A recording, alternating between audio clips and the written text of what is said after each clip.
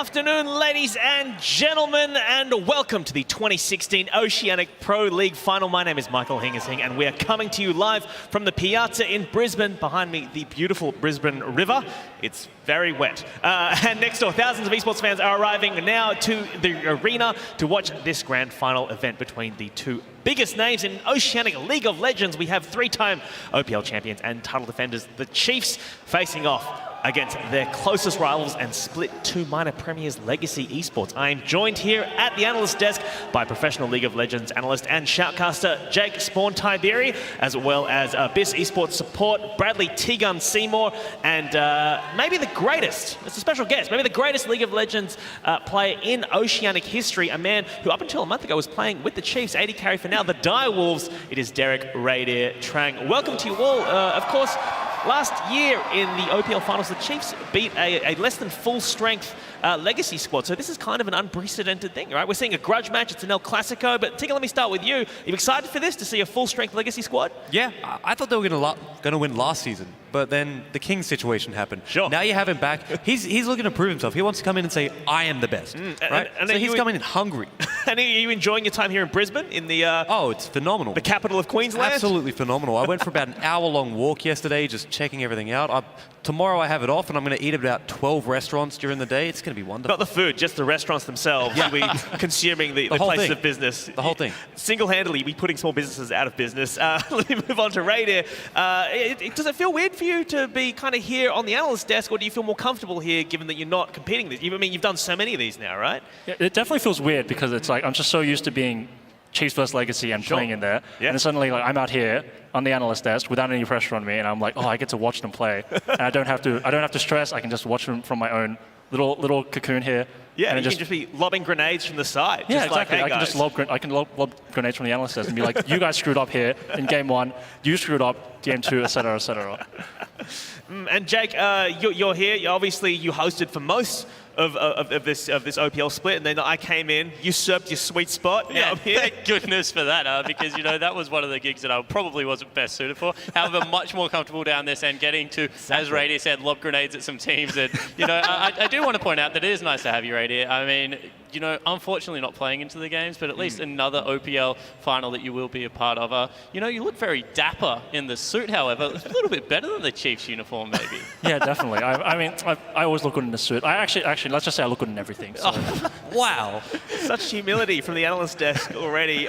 Jake, you've been following these guys all split, right? You've been tallying up these teams, looking at lots of stats and stuff. I mean, how are you feeling about this? Are you excited? Well, the first split, OPL final, actually, casted Oceanic final, was Legacy versus Chiefs in 2014 winter. Radier was a part of that team that got beaten ultimately, and then I casted them again in summer when they got beaten again. So, I was around when Legacy was actually getting the upper hand in these finals. Oh my goodness. Well, the hype is real, and for those of you keeping score at home, you might remember that we've also been running a tipping comp amongst the casters throughout this split, which, to be honest, did, frankly, peter out towards the end, because the rule was whoever got last would be dunked in a dunk tank at the OPL final, and it became very clear a few weeks ago that one person was losing so badly that it became a mathematical certainty that they would be the person getting humiliated live on stream, making the rest of the tipping comp, frankly, largely unnecessary. Well, the time for the dunking has arrived, so let's go to Rusty, who is by the dunk tank right now. So we're here at the OPL Finals. We've been running a competition all split, and the loser of the competition has the honor and the privilege of actually getting chucked into a dunk tank. And we're happy to announce that the loser of that competition is actually Atlas. Let's have the pleasure of dunking him now, shall we? You ready? Yeah. 3.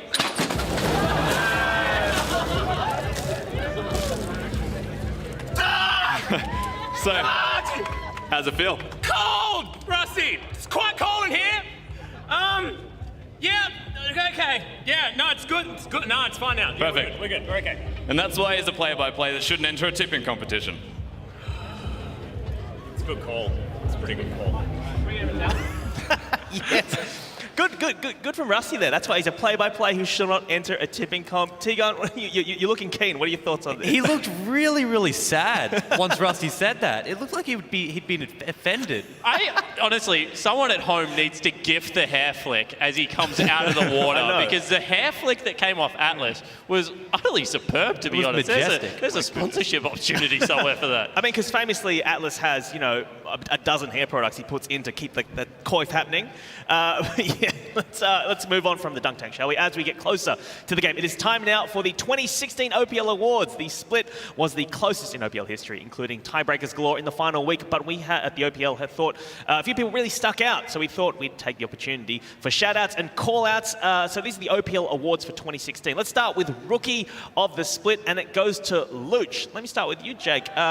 You were the deciding vote on this one, in fact. Yeah, it certainly was, and Luch, against Paradise really was too close to call, to be frank. I mean, Paradise carrying AV in, but we just thought that Lucha's consistent performances on a new lineup like Abyss that had gone through 2 roster changes coming into the OPL were pretty frankly amazing to nearly get them through that tiebreak. Yeah, and Tegan, I mean, this is, your teammate, right? And did you feel like he deserves this award? You'd hope so, given that you play with him. Definitely. In my opinion, it was up to him or Raid. Right. I didn't even think about Paradise. I didn't think about Lost. I thought both of them performed phenomenally. I mean, they pulled me through to 5th place finish. Sorry, 6th place. Tiebreakers really suck.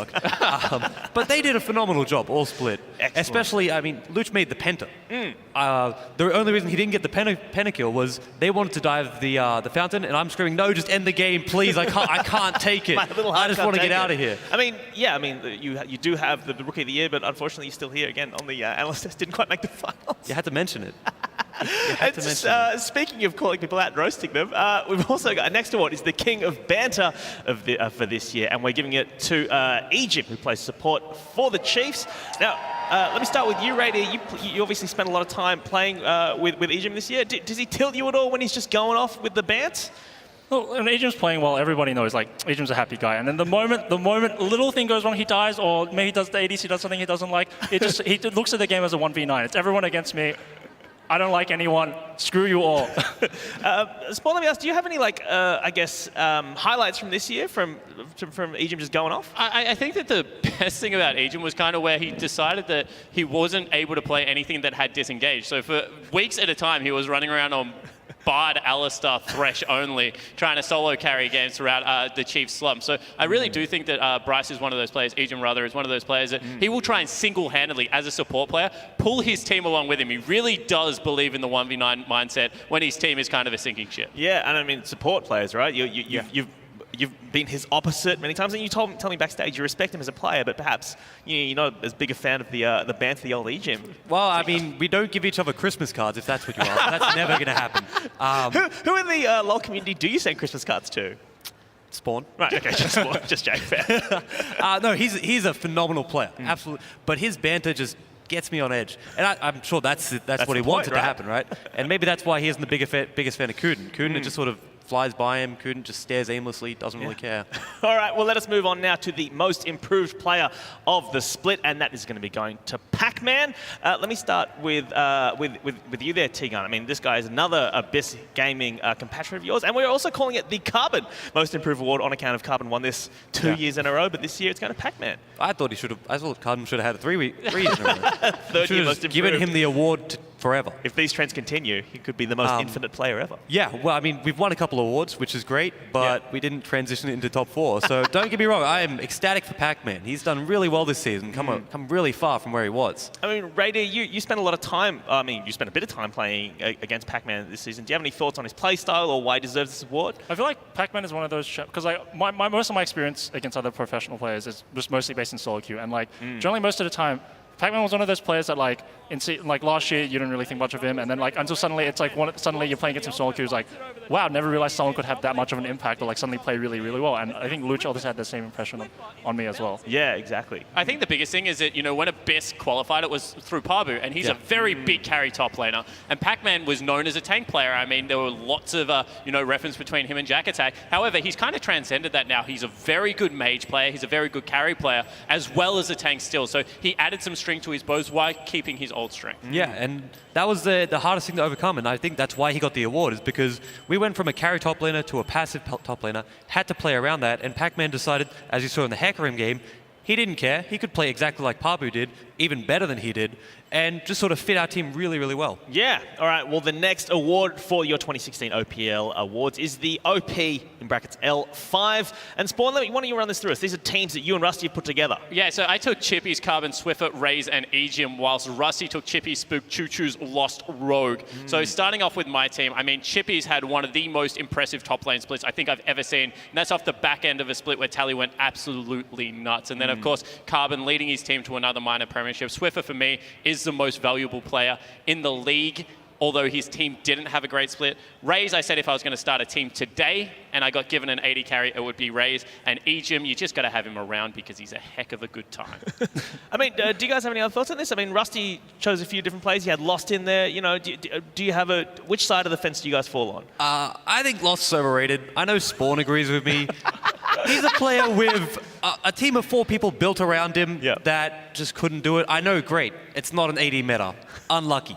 Maybe you should change your play style and play different ADs instead of thinking that it's all the pressure on you. And the thing is, right, is that I think Lost is a solid player. Don't get me wrong, but he is no way. I heard he lived up to the great man on my right in Raider. I heard, he was taking people from Storm, like the likes of King and the likes of Raze. The Direwolves 80 carries for me have always been so phenomenal. You get to join that rank as well now. I'm just building it up. But, Lost, to me, he was good. He just didn't live up to the hype. Yeah, really, Rady, let me get your thoughts as well. I mean, if you had to pick an 80 carry in the league right now, obviously yourself excluded because you're here at the desk, who are you picking? I would pick Lost. Yeah. I would pick Lost. I think Lost is like, what happened is just meta shifted.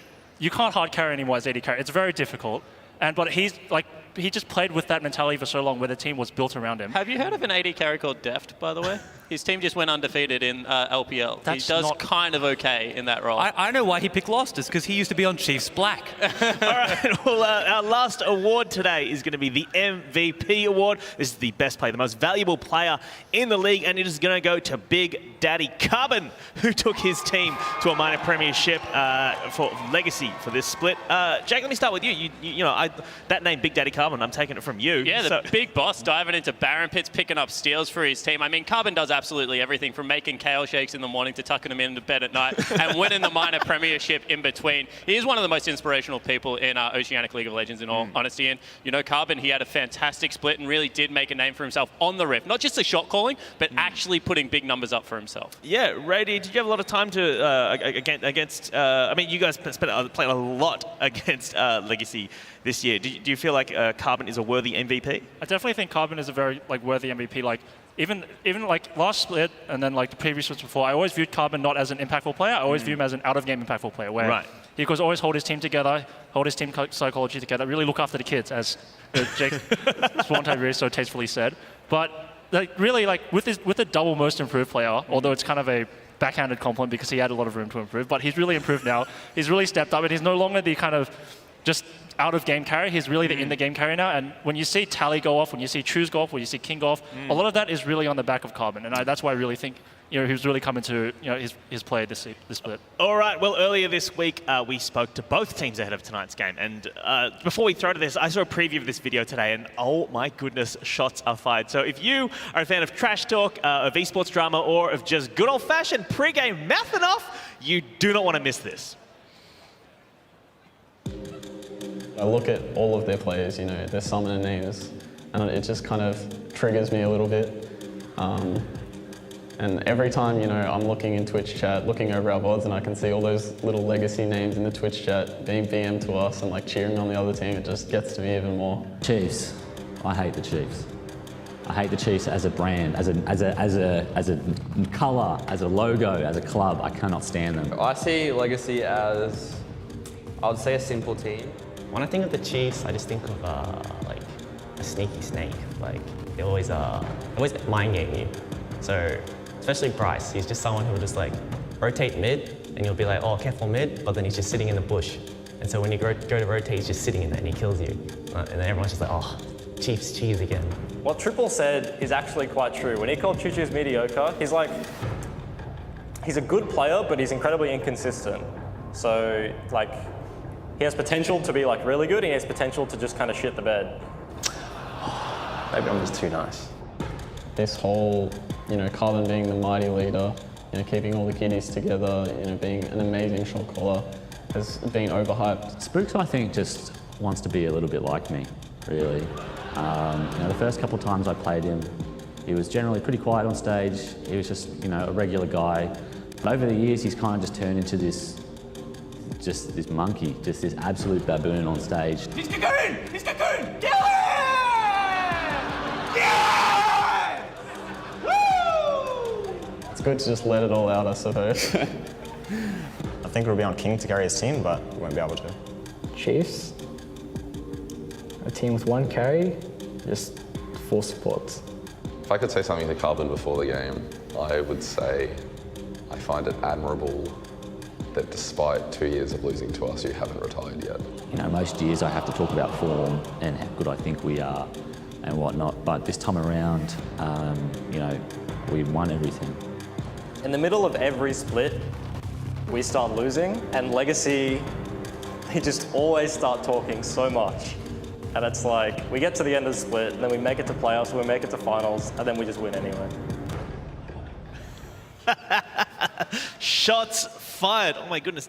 Spawn, you actually were the one interviewing those players for that video. Did you have to prompt them much to get that kind of trash talk out of them? No, it wasn't hard at all. In fact, the best was kind of raised. We're like, we just want to ask you about the season, build into it, and then then you can start, talking about King. It was just like, Legacy, they're a team that relies on King to carry. He's not going to be able to. I was like, all right, well, let's just pack it up. There we go. Red, let me ask you, the word of this season, the meme word has been mediocre. It's been thrown around there. Do you feel like that kind of accurately describes some of the players, and how they're trash talking each other? Yeah, in some ways. I mean, a lot of the time, it just depends on how impactful they are. So, obviously, mediocre implies that they're not impactful, that they're just, not doing anything. So, toast, in a little way, yeah. Yeah. And Tegan, I want to get your thoughts as well, because we saw Spooks there just going off, right? Yeah. And that's the whole thing. He's a baboon, according to Mr. Carbon. I mean, but I was talking to you today. You were one of the guys who started that, right? He's just screaming like an idiot. Yeah? I still do it.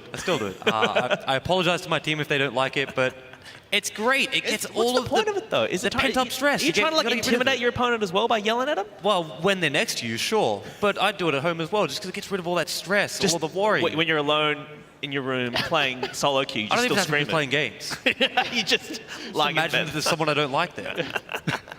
All right, well, that video will be available later on our social media, so you can check it on for that. If you're watching at home or elsewhere and want to follow on along that hashtag on Twitter and Facebook is #IamOPL. Same as it's been for years now. Get involved. We're actually running a competition today. We'd love to know how you're watching. So take a selfie, in fact, with the stream in the background. You get bonus points for including this sweet face in there. There will be prizes for the best ones. Check out our Twitter as well, @lol_Oceania for details. But right now, let us take a look at the teams. We start with the Chiefs, the defending champions and 3-time winners. We have Swiper in the top lane, Spooks in the jungle, Swiffer in the mid lane, Raze as the AD carry. A late addition trade for the Chiefs, and E-Jim playing support. Let me get you guys' thoughts. I'm going to start with you, Ray, dear. Raze, the new AD carry. Do you think that's going to impact, how Chiefs kind of work as a team, given that they haven't had a lot of time to play with each other? I think with 3 weeks, it is enough time to really get an AD carry to kind of meld with the team. However, I think the biggest issue that he'll have coming into this is because he's a rookie, he won't be used to playing on stage, and we'll see how that affects his performance. He's no Derek Radier training. No, he's not. Is that what they're saying is now? I think that the biggest thing, however, is, they brought in Raze. He's one rookie, sure, but he's still propped up by 4 very experienced individuals. And that's where I'm looking at for the Chiefs. I mean, when you have a look down the line, they've got pretty much the most experienced person in their role in every position but AD carry at the moment. And I think that experience, it's huge on LAN. I mean, there definitely is a difference between online players and LAN players, especially when you put an audience in front of them. And the Chiefs always have been that. They do step up when the pressure is on. Tegan, do you have a specific weakness you can point to in this Chiefs lineup? I mean, not to call out anyone specific, but how do you think they're going to lose if they're going to lose? I'll happily call them out. I think right now Swipe is the weakest point in the roster. Whoa. He can't cultivate his own lead. He doesn't kill people on his own. He needs Spooks to do it, which is fine. It's a team game. So you just call Spooks up like they did against Direwolves, unlucky Raider, and they kill top lane twice in a row. And then he does the great thing. He cultivates his own lead. He builds on it. He builds on it. And he can carry games. But he can't do the first step.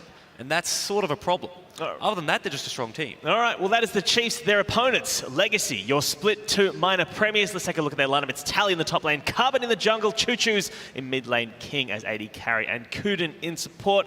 Let me start with you, Spawn. This team is the first time we're seeing Legacy as a full-strength team in a final.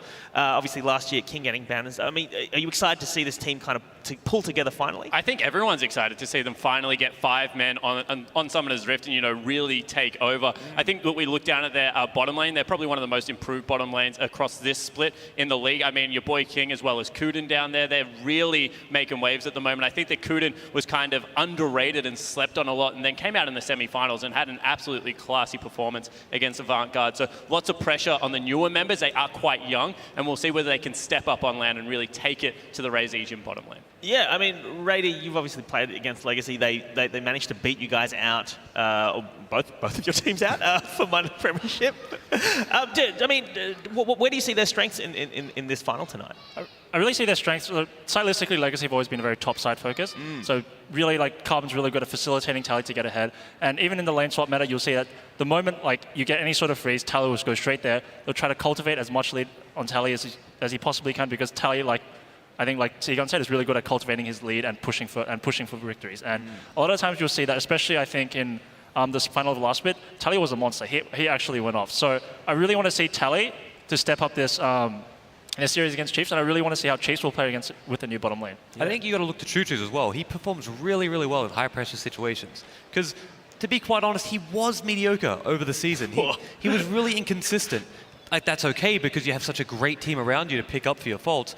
But in the semis, he looked great, and he's always looked great in high-pressure situations, so I want to see him perform really well and just sort of knock that out of the park and tell people, I'm not mediocre, I'm the best. I also think Choo's got a little bit patched in. And I've always said this about Choo's. When it's Choo's meta, he is the best mid laner in the comp. I mean, when the Cassiopeia comes back, when Syndra was his big pick, when Zed and Yasuo were running around Summoner's Rift, the guy was absolutely going nuts. Control Mages certainly didn't suit him as much as it suited other mid laners, but now we're back to the likes of Vladimir. I really do think that you're exactly right. Choo Choo's is one of those players that if it is his day, he will be able to take over. All right, well, let's talk about the map and how we're going to be seeing this playing out. I want you all to think about, where is this place that this game is going to be decided? Let me start with you, Tigon. Mid and jungle, most likely. That's my big thing. You look at Swiffer from Chiefs, he's probably what made them come in top 3. He pulled them over the line. They were looking pretty dismal at points in the season, and he dragged them kicking and screaming. Like King said, they're 1 carry and 4 supports. That's not true. But he worked really hard, and that's where it's going to be. It's going to be the mid pick, it's going to be the jungle pick. What do they pick? Can they 2v2? Or do they have to play it passive? That's where they're going to look, that's where their draft will be. I really want to see, once again, going back in Tigon, I really want to see, let's see if Swiffer can go off on his day. I mean, Swiffer wasn't as proactive as he was against series against us, against Direwolves. And obviously, he didn't have a great performance on Victor. But on the likes of Talia, on the likes of Twisted Fate even, he might even pull that out. He just goes off. I mean, most of the time, Chiefs' victories is get Swiffer ahead, and Swiffer will get rest of the lanes ahead, and they'll win the game. See, I'm a big football fan, AFL, and Spooks is the best tagger in the comp. And what I mean by that, he's kind of the guy that just follows around a superstar and shuts them down. And Carbon is that superstar on Legacy. I want to see if he can just annoy them enough to really, take Carbon off his game. All right, well, obviously League of Legends is a team game, but sometimes it just takes one player to decide a match. So we've put our heads together and picked out one player from each team who we think, if they go off, that is what matters. First up, let's look at the Chiefs, and let's talk a little bit about Swiffer. Now, Jake, you have a very strong opinion on Swiffer right now. Yeah, Swiffer is historically the best player in the comp ever. I mean, with all due respect to Raider, who's sitting next to him, I think he had a lot of help from a certain Twisted Fate player in the mid lane that was really popping off. I mean, when you saw him join Immunity from Exile 5, that was the glory days of the Chiefs as a whole, and I really do think that, people sleep on him a lot, but he's a great in-game leader. When the Chiefs are playing their best, Swiffer is carrying.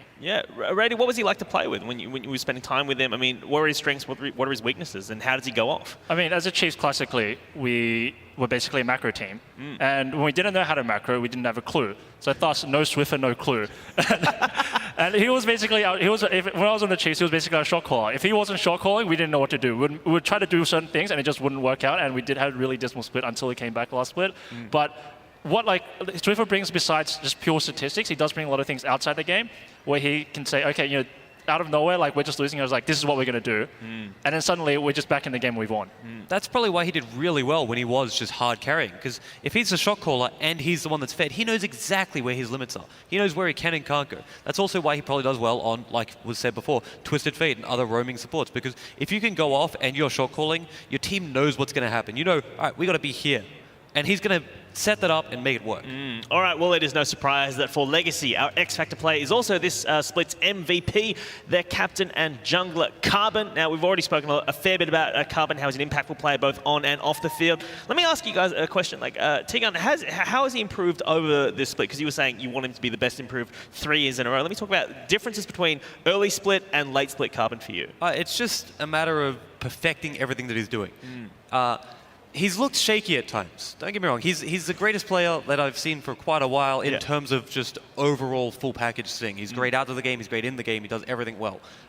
This split, highest jungle camps taken from the enemy side, so he's always invading. And it's really hard to play when you have 3 pushing lanes. Sometimes you just go into this farm mode where you're not very effective. So he's in the other lane. He's pushing them out. Like you said, Spooks might be able to nullify that by just annoying him and stopping that.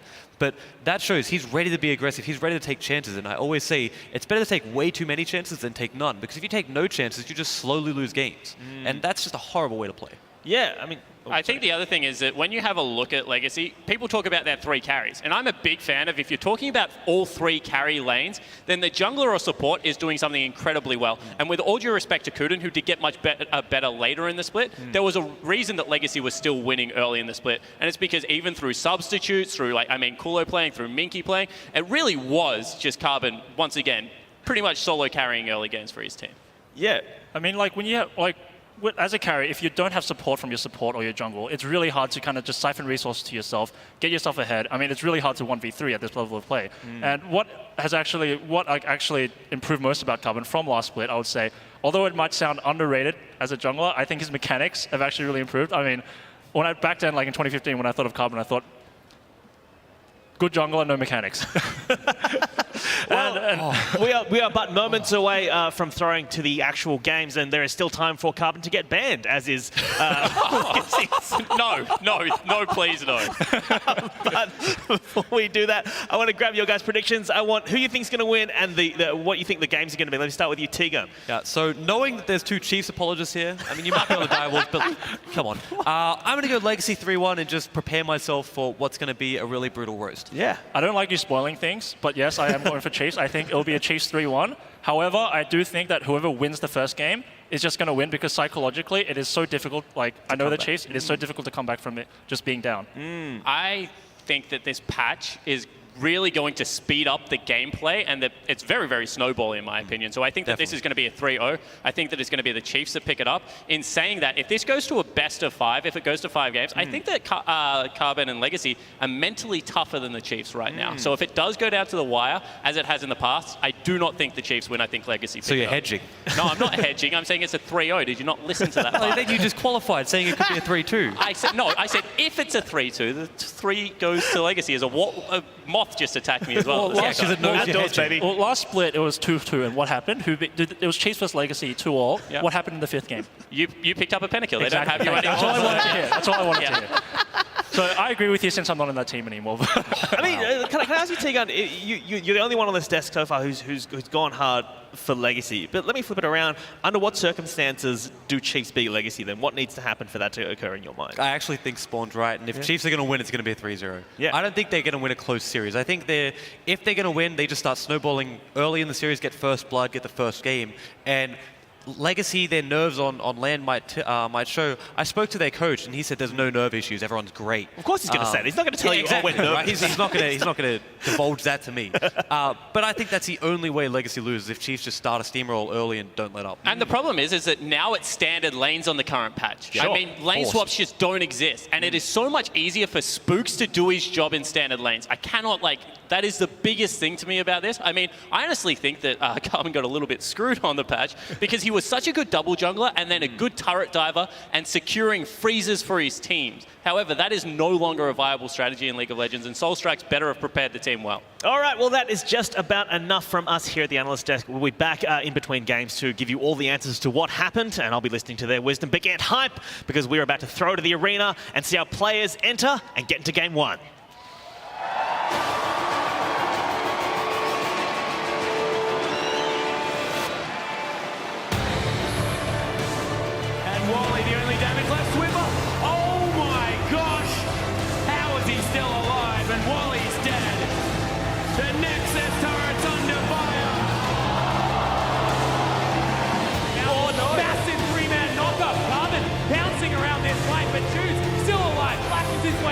Eyes of Blood, Paradise, Choo-Choo's gets the majority of his health bar back. King picks up the kill.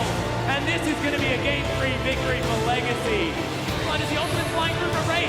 Shuts down Radiant with the longest shot I have ever seen. The Chiefs looking to try and just take down the Nexus. Chiefs say all we want is that Grand Final. And the Chiefs will be joining Legacy in Brisbane.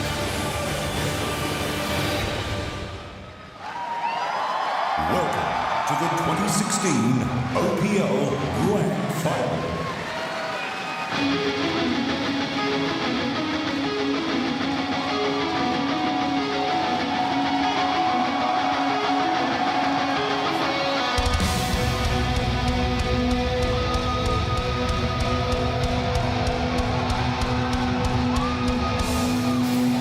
Introducing first, the reigning and defending OPL champions, the Chiefs.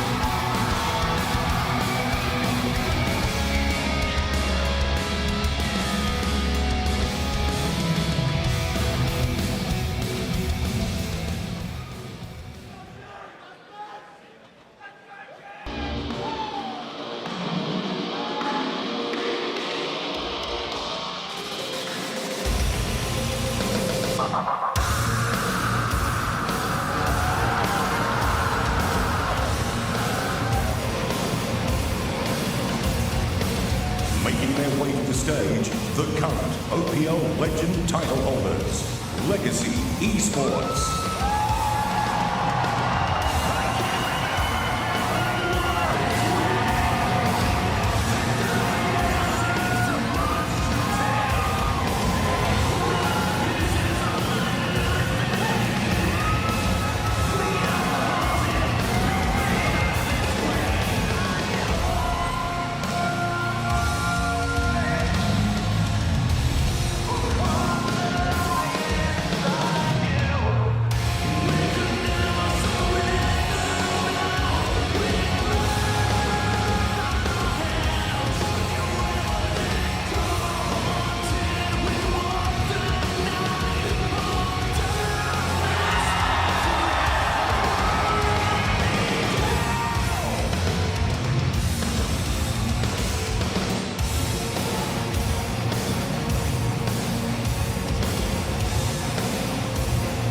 Oh my goodness, Carbon holding up that OPL Legend belt, looking so intimidating. Welcome, ladies and gentlemen, to the Courier Mail Piazza here in beautiful Brisbane. I'm, of course, Max Atlas Anderson, joined by Zach Rusty Pie. How you doing, man? Fantastic. Happy to be in the home state of Queensland once again, but the crowd speaks for itself here. This place is awesome. You guys are incredible as well. Hope you guys are having fun at home at the same time. And it's happened again, Rusty. It's another Chiefs Legacy final.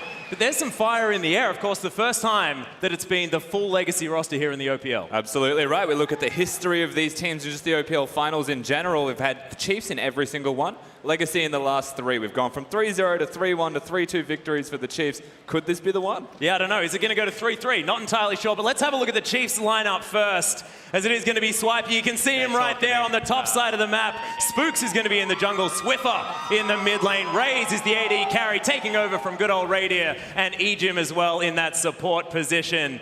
And the Chiefs looking dominant, but that late switch of Raze has raised some eyebrows. A very big question mark taints this team right now. They've got Raze, they want him to be an international star for the team, but they have to get to that international stage first. And no further ado, let's actually just move over to Legacy and go through their roster. We've got Tally in the top lane, fantastic top laner in his own right. Their jungler Carbon holding that title.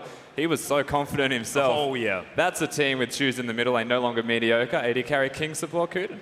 Yeah, and Kuden actually is a player that I really want to talk about as well, because Kuden's performance in their semi-final against AV was unbelievable. This guy really made a name for himself, and that is exactly the time when you want to do it now moving into the grand final. You can see them on your screen now, and you're absolutely right. Kuden's the young blood of the team, much like Raze is for the Chiefs.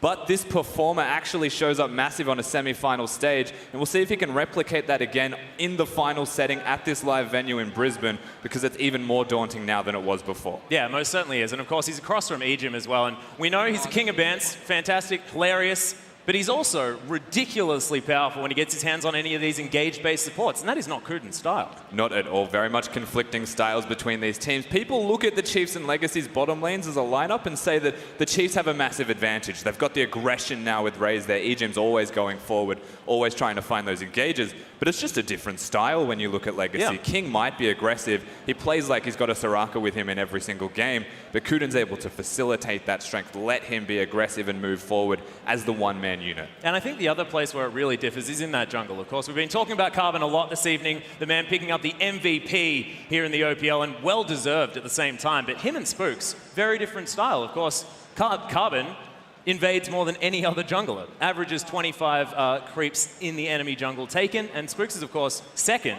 but he's only on 22. Yeah, that's absolutely the thing between these teams. Carbon always wants to go in. Spooks is happy to trade and maybe just disappear and go to the other areas. Yeah, and of course does like to keep his eye on the enemy jungler if he can at the same time. So we'll see whether he can do that, because Carbon's a hard man to lock down. As we are into Champion Select for game number 1 of the grand final of OPL Split 2. Legacy versus Chiefs. We wouldn't have it any other way, or don't really know it any other way, to be perfectly honest with you, Rusty. As already LeBlanc, Talia being banned away. We were going to talk about this because we were expecting the bans to be relatively mid-lane focused. So far, 100%. Yeah, I was hoping it'd speak for itself. Naturally, LeBlanc, Talia, Vladimir, all mid-lane champions. Swiffer and Choo-Choos have the exact same champion pool when it comes to that. So focusing each other out means there's not going to be a whole lot left available for them. Yeah, and actually the Gragas is going to go. Legacy banned that one away. It's interesting because, of course, Carbon played it in his last 6 games. The man is more than happy to get on the fat barrel-toting guy. Yeah, and they get rid of the Talia and the Gragas at the same time, so that's one of the big combos that the Chiefs have. No chance of them seeing that now, and Legacy getting rid of one of Carbon's champions maybe defaults to something like that Rek'Sai, because he basically plays every champion like it's Rek'Sai. Yeah, exactly right. As Jhin is going to be the final ban there for the Chiefs. Of course, Raze plays a phenomenal Jhin, but just very strong at the moment in general. And there's the Cassiopeia. We were talking about the shared champion pools of these mid laners. That is certainly one of them. Choo-Choos, he's the one that debuted here in the OPL, but Swiffer has 100% win rate on the champion over 4 games. Yeah, both incredible Cassiopeia players, and yeah, Choo-Choos has definitely stepped up to the plate. Took one of the big remaining mid-lane options. Naturally, there is still the Victor that you can go towards if you're Swiffer. No real need to lock that one in yet, however. What we do see is a ridiculously good first pick for Legacy. Yeah, you most certainly do, and we'll see exactly what Swiffer is going to take into it. Still definitely a few options. Malzahar probably not being one of them, as he has been touched on this patch. And that shield is not going to be as effective as Swiper, of course, hovering Tryndamere, his favorite champion. He's not going to play that. It's usually the Tryndamere and the Alawi, and then he locks in the actual champion. Of course, we'll very rarely see him even want to play Tryndamere anymore. It's no longer a tank. Yeah. And he plays only tanks. And Aurelia. Well, Gnar is actually going to be picked up here, and there's the Karma, possibly for Swiffer.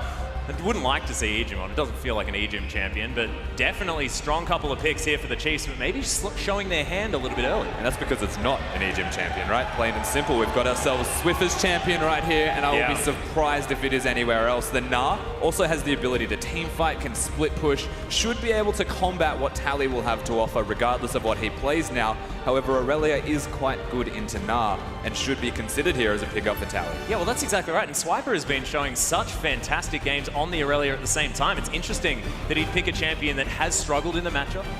But we'll see what Legacy decide to take now that they have their next couple of picks. We'll see whether they stick on the short range. Of course, Cassiopeia are not necessarily known for long range. It's Carbon and choose now to make up their minds. They could just go for their support jungle pick here and not reveal anything unless they have a particular strategy that revolves around the Cassiopeia, and this is one of them. Well, it is going to be King on the Lucian. He's come to play in game number 1. Of course, you heard Raze, the guy that just said, well, King just can't carry. And it was pretty short. We'll see what it's going to be as Ergot gets a bit of a cheer.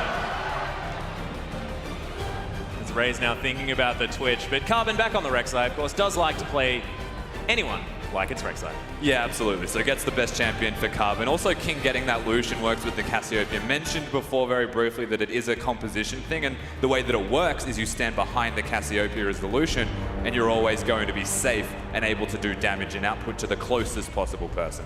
Yeah, and we'll see exactly what the Chiefs decide to pick up in order to augment this team composition that's already come through with both of their solo laners, most likely in that Karma and the Gnar. And I guess the danger that you could possibly have here is, you know, not necessarily enough damage. Gnar likes to build a lot of, I guess, utility with the Frozen Mallet, things like that. Oh, don't worry, we're back into Champion Select, and it is going to be Graves and Sivir. So that damage question, out the window. Yeah, here you like damage. The Chiefs have it basically everywhere. And even the Karma went ahead, does a lot of damage and needs to be respected.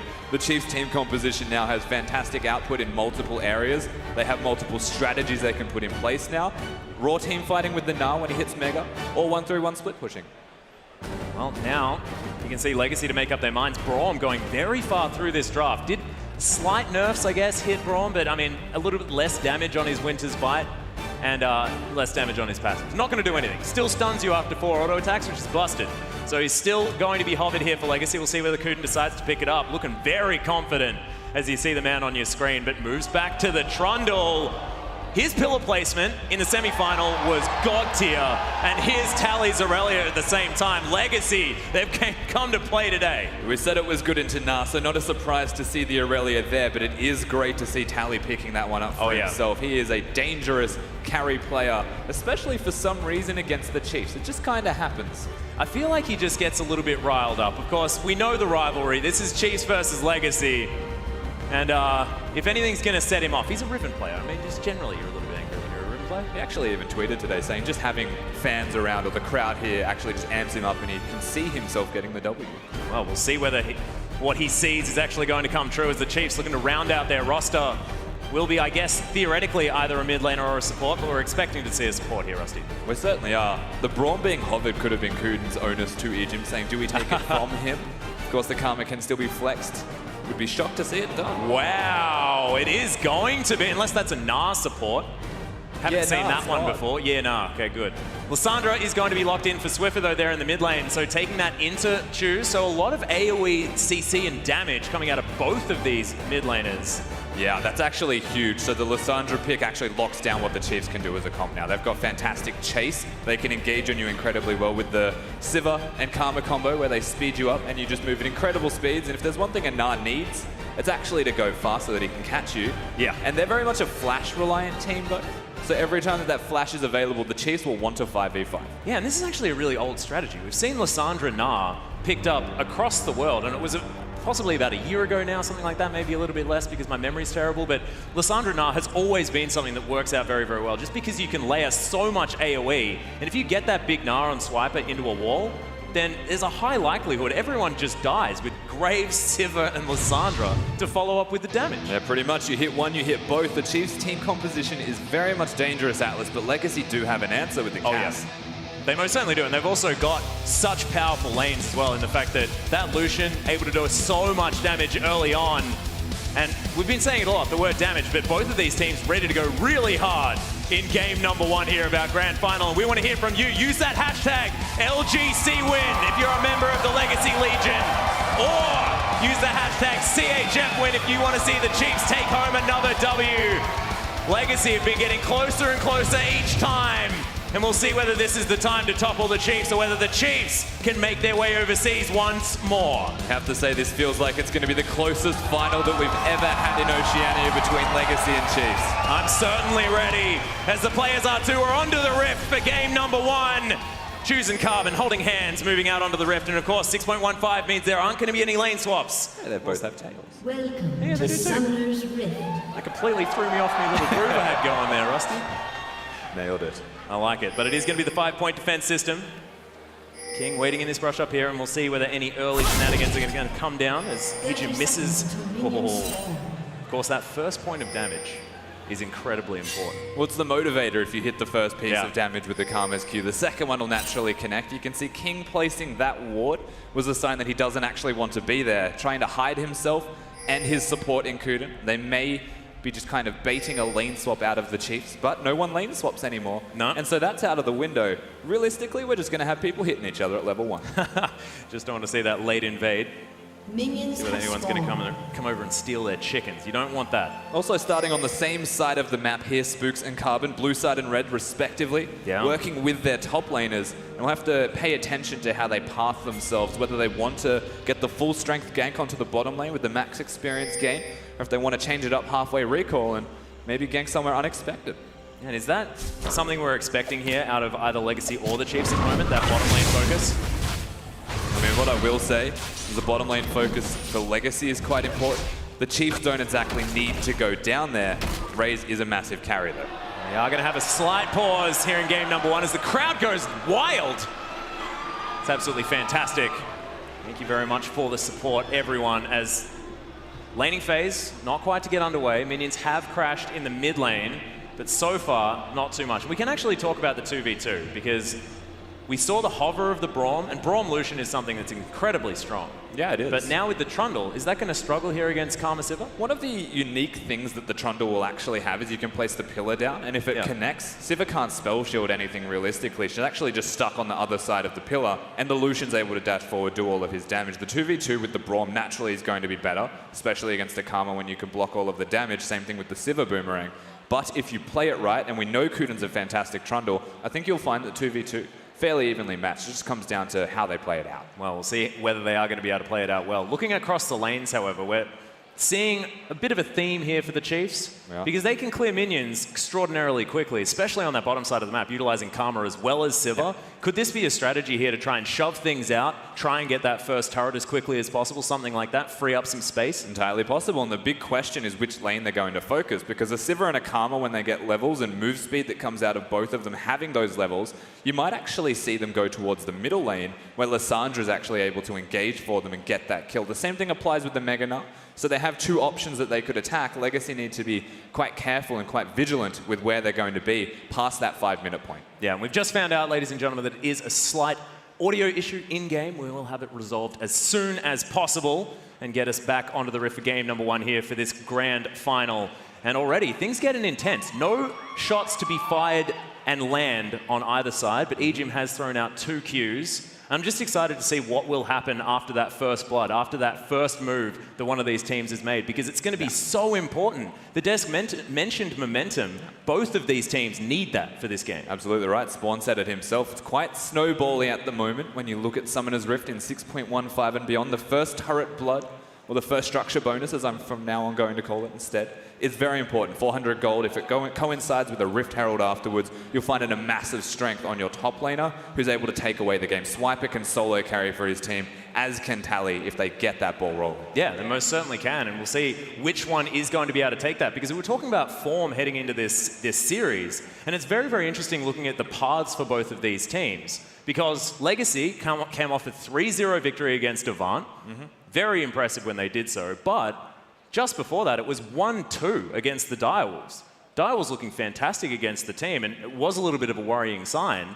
And then the Chiefs just go and 3-0 them. So where is the relative power? Where does the ranking go? I don't even know where to really stack these. You have to look towards Legacy's coaching staff and say that after that first night where they actually lost to the Direwolves 2-0, they came back the next day and beat them in the next game. So they reset, they set themselves up for success as best they possibly could and found their weaknesses, either hid the weaknesses or played towards their strengths, and ended up working out the identity that their team's going to have. Yeah, exactly right. So we'll see whether they are going to be able to build on that and bring it here. And look, as far as how both of these teams won their games in the semifinals as well, it's actually important to look back because 6.15, very, very different. Legacy were brutal in their movements around the map, especially early on. It looked like they were born for this patch. You know, I had a conversation with Tally the other day, and he said, if I go 0-2, I usually win the game, which goes to show how Legacy are currently winning League of Legends at the moment. It's actually through their middle lane Choo-Choos, who's stepped up massive, and through their bottom lane in their AD carry King, who has done the exact same thing. He's really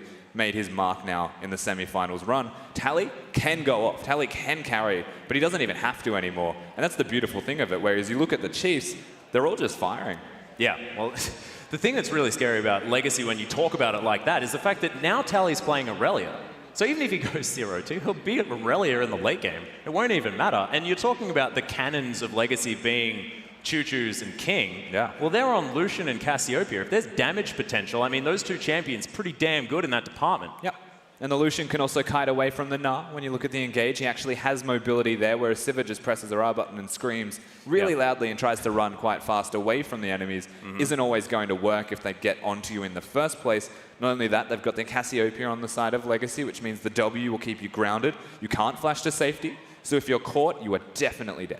The thing that I really like about what the Chiefs have done against the Cassiopeia, though, is you can't dash or use any displacement moves, but you can run exceptionally fast. That's fine over Miasma, and they've got both the Karma and the Siva in order to do that. And this is a team that does want to set up for CC. So as far as that 5v5, do you think Chiefs have an edge? It's very much down to execution. So firstly, there's a cleanse on Choo-Choo's on his Cassiopeia. Yeah, they have engaged in the way of Lysandra, and nothing really else there is hard crowd control besides the Na. So they do need both of those collective members of their solo lanes there if they're going to catch somebody out. They try and focus mid. Swiffer has to play it incredibly well to not stack up his crowd control to ensure they catch him. It's entirely possible that the Chiefs can make that work. Very unrealistic, though, against just the one person, so they need everyone there. Yeah, the thing that scares me as well is the fact that the Chiefs probably don't necessarily need all that much help in any of their lanes either, because if they need to, just shove them out. They've got a heck of a lot of wave clear in all of their lanes, and it's almost like Spooks can now put on his tracking device and just try and find Carbon, which is what he wants to do all of the time anyway. Yeah, he's just going to try and be Carbon's shadow. Doesn't want him there, but he always is. Well, we are back into the game, ladies and gentlemen. For game number one, as Kuden takes a bunch of damage here from Ejim, who's being a bully on the bottom side of the map. Verbally, and of course, now figuratively. Yeah, Siva Karma have a lot of poke damage that they can put down. Siva hits the minions and indirectly hits you, which is quite frustrating to deal with, but nonetheless, you can see the Chiefs with absolute control of their bottom lane. And this is a big deal when you look at how Carbon plays League of Legends. He wants to be invading, wants to be going forwards, but if Chiefs are winning lanes and he does go forwards, he gets collapsed on. Yeah, and of course, Legacy do like to rely on having pushing lanes as well, due to the fact that, Carbon wants to get amongst it, wants to get inside the enemy jungle, and you can't run out of the way if there's like a big minion wave stacked up on your turret, because you need to eat those red dots. There's money in them. It definitely is. Red dots do provide you with your source of income when you're a carry. Maybe not as a support, you're looking for wards. Well now, Raze and Ejim continue pushing up. Thankfully, Legacy's bottom lane have made it to level 2. Level 3 now for Raze as Carbon is positioned on the bottom side. Spooks as this Graves. Not a lot of mana, but does now have a blue buff. Be A-OK. Carbon doesn't quite find the Prey Seeker, and now Spooks is going to find him. Bullets go in. Red buff is slowing him down. End of the line. Doesn't get the second tick, but Carbon has to tunnel away. There's going to be Rift Scuttle Vision now claimed by the Chiefs jungler, and Spooks is ready to party this game. Another thing to mention, First Dragon's going to be Infernal. There is so much action to happen. That's right, the Fire Drake's going to be there. And the first small victory for Spook starting to spill over more and more. Carbon trying to take too much of his own jungle. Spooks is making him pay for it. Yeah, it is going to be the smite used by Carbon. Does secure himself that Raptor camp. One little popcorn chicken going over to Spooks. Throws down his W. We'll just run around a little bit faster, but Ejim with a lot of damage onto King. Kuden now could get snared up. The minions are helping out here, but Good Pillar does get the disengage in favor of Legacy. Yeah, Legacy aren't going to die, of course. Whenever Trundle has that pillar up, he can run away as Spooks is just being a pest. Talk about tagging the jungler of Legacy. Yeah, fine. He is about to fight him here as well. This blue buff's in trouble. End of the line comes in. Flash from Earth Blood, and Spooks locks it down. Spooks does not relent in this jungle right now. Finds him on the other side and says, well, he's a blue buff. Time to make him pay for it once again. That first blood is really important for momentum for the Chiefs jungler. Spooks, no doubt, was yelling his heart out. Yeah, and all of a sudden, that's a 3-buff start as well. Chiefs in a very good position. Of course, no flash now available for Spooks, but he's going to be more than happy with that. Now, once again, Pillar goes down. They're looking to lock up Ejim, who takes a fair bit of damage. Kuden as well, and they're just fighting a minion wave. Yeah, that's the way Siva does things towards you as well. Every time it crashes under the turret, you can throw down your damage onto them, or you can just try and take that structure out. Remember the importance of the first turret blood. And so every bit of damage you put down onto those objectives is very beneficial. Yeah, well, Swiffer going to teleport onto some Miasma here.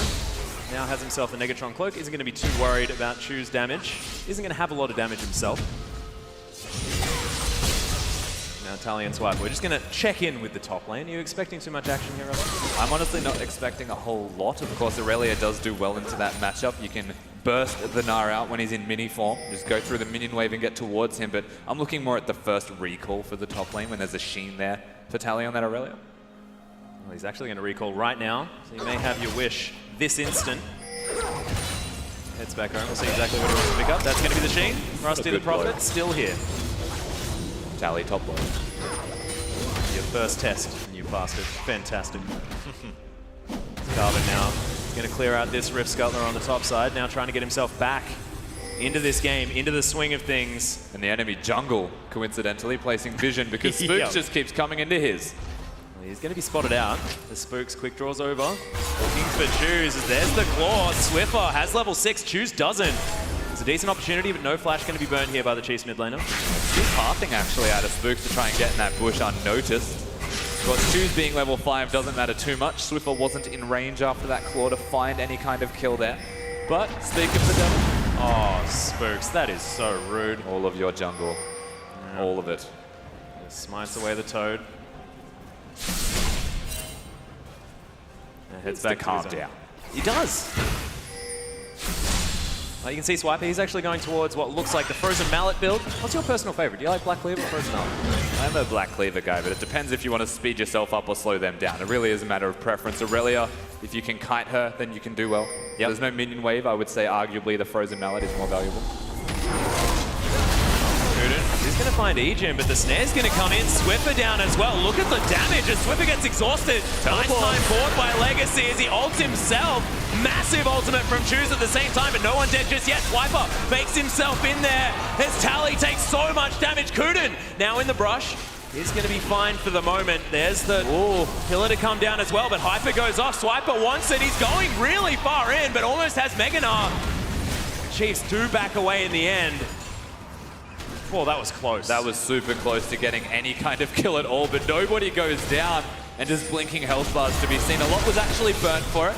Chiefs still with control of Summoner's Rift as an end result, and lucky for Legacy that Choo-Choo's hits that ultimate. I think it could have looked quite bad. Yeah. Swiffer, of course, nice work to dodge it with his own ultimate, but the exhaust timing from Kuden was just fantastic. Yeah, it stops Swiffer from wanting to use his ultimate at all, ends up self-casting it afterwards. Wasn't the most impactful ultimate, but was timed well to not get stunned by the Cassiopeia. Well, Ejim now waiting in the brush. King. He's cheesing. There he goes. There's actually getting the health back from the W. I love Mantra W. That's fantastic. Yeah, of course, by doing this, by sitting in that bush, Kuden's able to recall, come back to lane with full health and a lot of strength. Means that King and Kuden should have control of this lane right now. Ejim needs to show some respect. Oh, well, Spook's going to hand over this blue buff to Swiffer in the mid lane.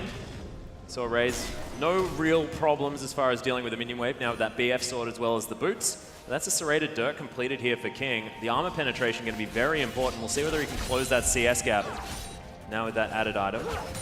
We're past the 5-minute mark, so turrets no longer have the fortification bonus. Yeah. Structures can go down, and there's still that bonus gold to be picked up by either of these teams, but again, cautious play. Game number 1 in a best-of-5 series. It isn't a surprise to see this. Kuden wants to try and protect his pink ward, but he's not going to be able to. Look at the damage from Raze. Gets the auto attack reset. Carbon's here though. Kuden is able to sweep this brush okay. We'll need to rely on that King's Tribute to get a bunch of this health back, as well as the potion. Yeah, he's got the Relic Shield. He's eaten a lot of biscuits. Kuden should be okay, but needless damage, honestly, coming out onto that Trundle. Oh, Carbon just on vision clearing duty. Legacy with a lot of vision around this dragon as well as Spooks. Not actually going to clear that tunnel as he takes away the enemy blue buff. Cassiopeia, of course, would love to have that. But Spooks is going to be able to deal with it. Carbon's still waiting around. Swiffer just minion wave heads towards it. Carbon's heading over there now, but it's too little too late by the time he does get there. Spooks on the ball, able to take away most of Legacy's jungle time and again. Yeah. It's only a couple of red buffs that Carbon's been able to find this game. Still farming okay, has himself the Sidestone, Chilling Smite there as well, but not getting tanky like he'd want to with that Cinderhawk just yet, and Choose goes aggressive onto Swiffer. Yeah, honestly, no damage being built right now by Swiffer. Bottom lane fighting. Yeah, the culling does come down as Kuden takes a big chunk. It's Mostly the minions that suffer there, though, as Chiefs come out ahead. Yeah, I think it's a relatively even trade as an end result. King being healthy is quite valuable for Legacy, but the mana pools are starting to wane for both of them, so that trade really was just brute forcing and trying to stamp their mark in the 2v2. No one was going to die. Well, at the moment, head back to base. Chiefs pick up a hammer for the Sivir, as well as a cute little dagger as well. Still have that CS lead, but King has been able to close it relatively. Continues to shove things out here in the mid. And Spooks is massive. There's Berserker Greaves and he's almost at his completed jungle item. This is a big Graves. And if Carbon's ever found him, which they have now. Speaking of which, there's the Frozen Tomb. Spooks gets a quick draw over. Carbon flashes out of the way though, and Choose provides too much of a threat. Nice escape, as Swiffle was thinking about following, decides not to. Yeah, throws out the claw for good measure, but doesn't follow that one up. No mana to his own name at the moment. We'll have to go back to base eventually. Choose the saving grace of Carbon right now, who is not having a fantastic game one, simply because Spooks is having a great one. He most certainly is. And Spooks is doing a bit of a Carbon here as well. Inside the enemy jungle, very, very early on. Taking Carbon down at his own game as now Raze and Ejim make their way back into the bottom lane. Item Spike now being matched somewhat here by King, who almost has that Ghost Blade. Yeah, big power spike to be seen from that Lucian once he actually has it. Of course, picks up another longsword to be as efficient as possible with his items. Anyway, it goes after that one, most likely the Black Cleaver. Yeah, should be. King just has to deal with giant minion waves over and over again.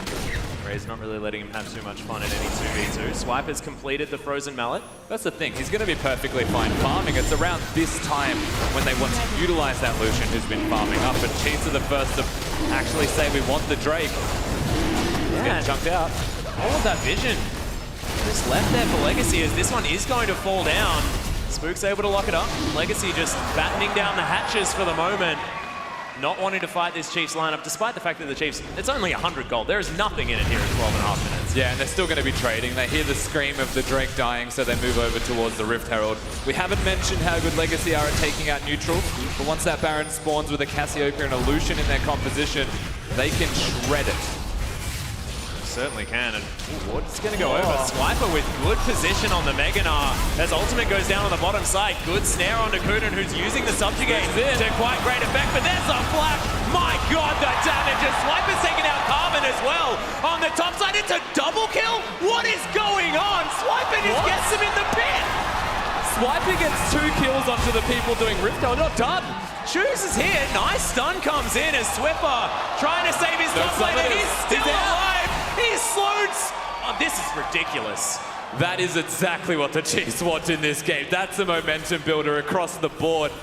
Not always ideal to fight on the entire map at the same time as a split unit when you've got a team fighting team. But you can see it here, massive plays from Swiper. Swiffer comes in to make sure it happens, and Choose was close to getting these kills. But close is not enough, unfortunately, and Legacy now, they were dead even in gold until that moment. That flash, unfortunately, wasted. Yeah. Did like the idea out of Choose, but unfortunately didn't pay off. Now Choose to clear up this minion wave. I mean, you did mention Legacy do have a heck of a lot of damage, especially late game neutral control, which is something that they have been able to find a lot of strength in.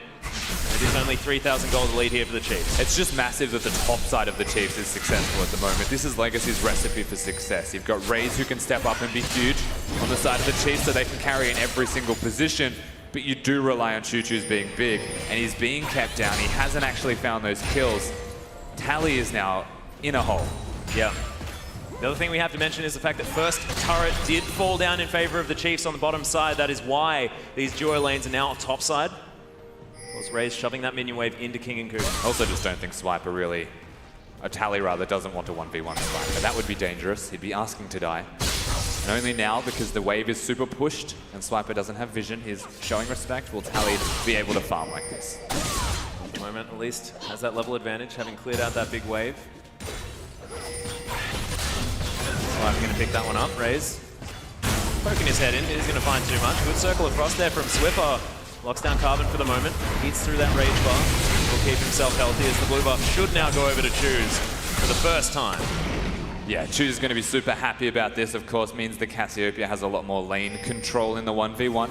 Would have liked it earlier, but now that there's Abyssal Scepter available for Swiffer, it's unlikely that he will actually die to the damage of that cast. It's more about, can Shoes keep up with wave clear at this point and actually roam around the map and help Carbon? Yeah, and you can see Swiffer as well actually going for a lot of cooldown reduction, wants to make sure he can instantly clear this wave as quickly as he possibly can with those Qs. And it's such a simple concept in this game, but I feel like through laning phase, the Chiefs have actually completely outdrafted Legacy because this plays towards their strengths. They'll get themselves ahead towards the late game as these two. Yeah, this is not Chiefs getting ahead as Swiper bounces himself over. Actually looks for the Hyperproc and gets it there. Tally doesn't find it. You can see Swiffer, yeah, he's coming in. That cannon creep goes to waste. That is not what you want to see. Yeah, Chu's always late to the rotation just because he doesn't know where they're going. Vision control's still quite good for the Chiefs. Oh no! Oh no, bit of a bonk there from King. He doesn't get over the wall. Ejim safe for the moment. Yeah, unfortunately, King headbutting the wall doesn't get him a kill. May not have found it anyway. Ejim still has both summoners up. And that's a dangerous thing. Look at the summoner difference in these bottom lanes that are upside out. Yeah. King Kuden still waiting for that one. There's the Mantra Q one more time. King just forced away from this minion wave over and over again. You can see Raze not even shoving this one in. They just know that they've got so much control and they've got a jungler. Yeah, Graves sitting on the pink ward. Of course, we'll see junglers now matching each other on the top side of the map, both in the right place at the right time. Over now, Carbon. Oh, Spooks actually stopping. As another ward comes in. The ward battle. Everyone just sweeping as much as they can. King wants to make sure he's not dove. Just culls that minion wave. He's going to be able to reset. And this is the big thing. We spoke towards the wave clear that the Chiefs have. Look at Legacy's wave clear. Cassiopeia doesn't have a blue. Can't clear as efficiently. Well, Spook's actually taking a lot of damage there from Shoes. Be a little bit careful with that positioning. Yeah, of course, a lot of damage still to be seen by the Snake Lady. Same thing applies for the Lucian. Legacy could skirmish. They could look towards 2v2s or 3v3s where the Rek'Sai is influencing. They just haven't found it every single time they try. Spooks is besting them. Oh, King taking a lot of damage there from the Boomerang, and Kuden is going to get... Oh, no, close to snare. Doesn't. Subjugate has to be used, and Carbon actually can't find his way in. Yeah, it still doesn't say go. The Rek'Sai not able to find his way in. Just hanging out. And was that probably because King took too much damage? I mean, potentially. There's various reasons for it. He also doesn't know where Spooks is. Was perhaps waiting for the Graves to show up for a dive. As Swiffer, speaking of dive. Yeah, exactly. Kuden has to flash out of the way. Lots of respect for Swiffer's lockdown. But that's going to spell the turret here for the Chiefs. Swiffer always managing to get something from these movements. Even if it is just saving his top laner's life like before. They will take down the turret. Now Kuden taking a lot of damage. The Chiefs just get rid of it and move on. They always feel one step ahead right now of their opponents in Legacy. The Chiefs are looking fantastic in this game number one. See an Infernal Drake to back of his Kuden's caught. Yeah, caught out of position. The exhaust isn't going to be enough as Raze picks up the kill. We'll just go back with a little bit more cash. And Swiffer's everywhere. Yeah, you want to talk about Chiefs cheese. Egypt's put it to the wayside as now Swiffer's turned to feign that he was going back towards the middle lane. Spooks is actually a mid laner and Swiffer is the effective jungler right now, if you've seen the past 2 minutes of this game. Yep. But it's working. Yeah, Graves, of course, has a fair bit of wave clip. It's absolutely fine. And it's another Infernal Drake as well. Chiefs heading over. Should be able to lock this one down as Carbon's on the top side. That is RNG is in favor of the Chiefs today, especially in game number one. Yeah, this is about as simple as it gets, honestly, for the Chiefs. Drake to Drake, no contest on either of them. And this is something that Legacy want to be contesting, have not found an opportunity. Even with item spikes, even with a lot of strength that they now have individually, they just can't do it. Well, Choose is going to be the focus here of this team. He's ahead by over 20 CS. Swiffer now spending some time getting his blue buff, but this Lissandra has been moving around the map, not necessarily staying in lane, and the Cassiopeia has been able to farm.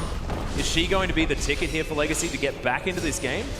Usually you'd say yes, but because the CS isn't that big between them, right now Swiper's going. Yeah, and the teleport's coming in from Swiffer as well as the Transcendent Blades come out. Nice hyperproc as Swiper is going to speed himself up. Equilibrium Strike comes in eventually. Is now Tally dashing around, but it's just not going to be enough.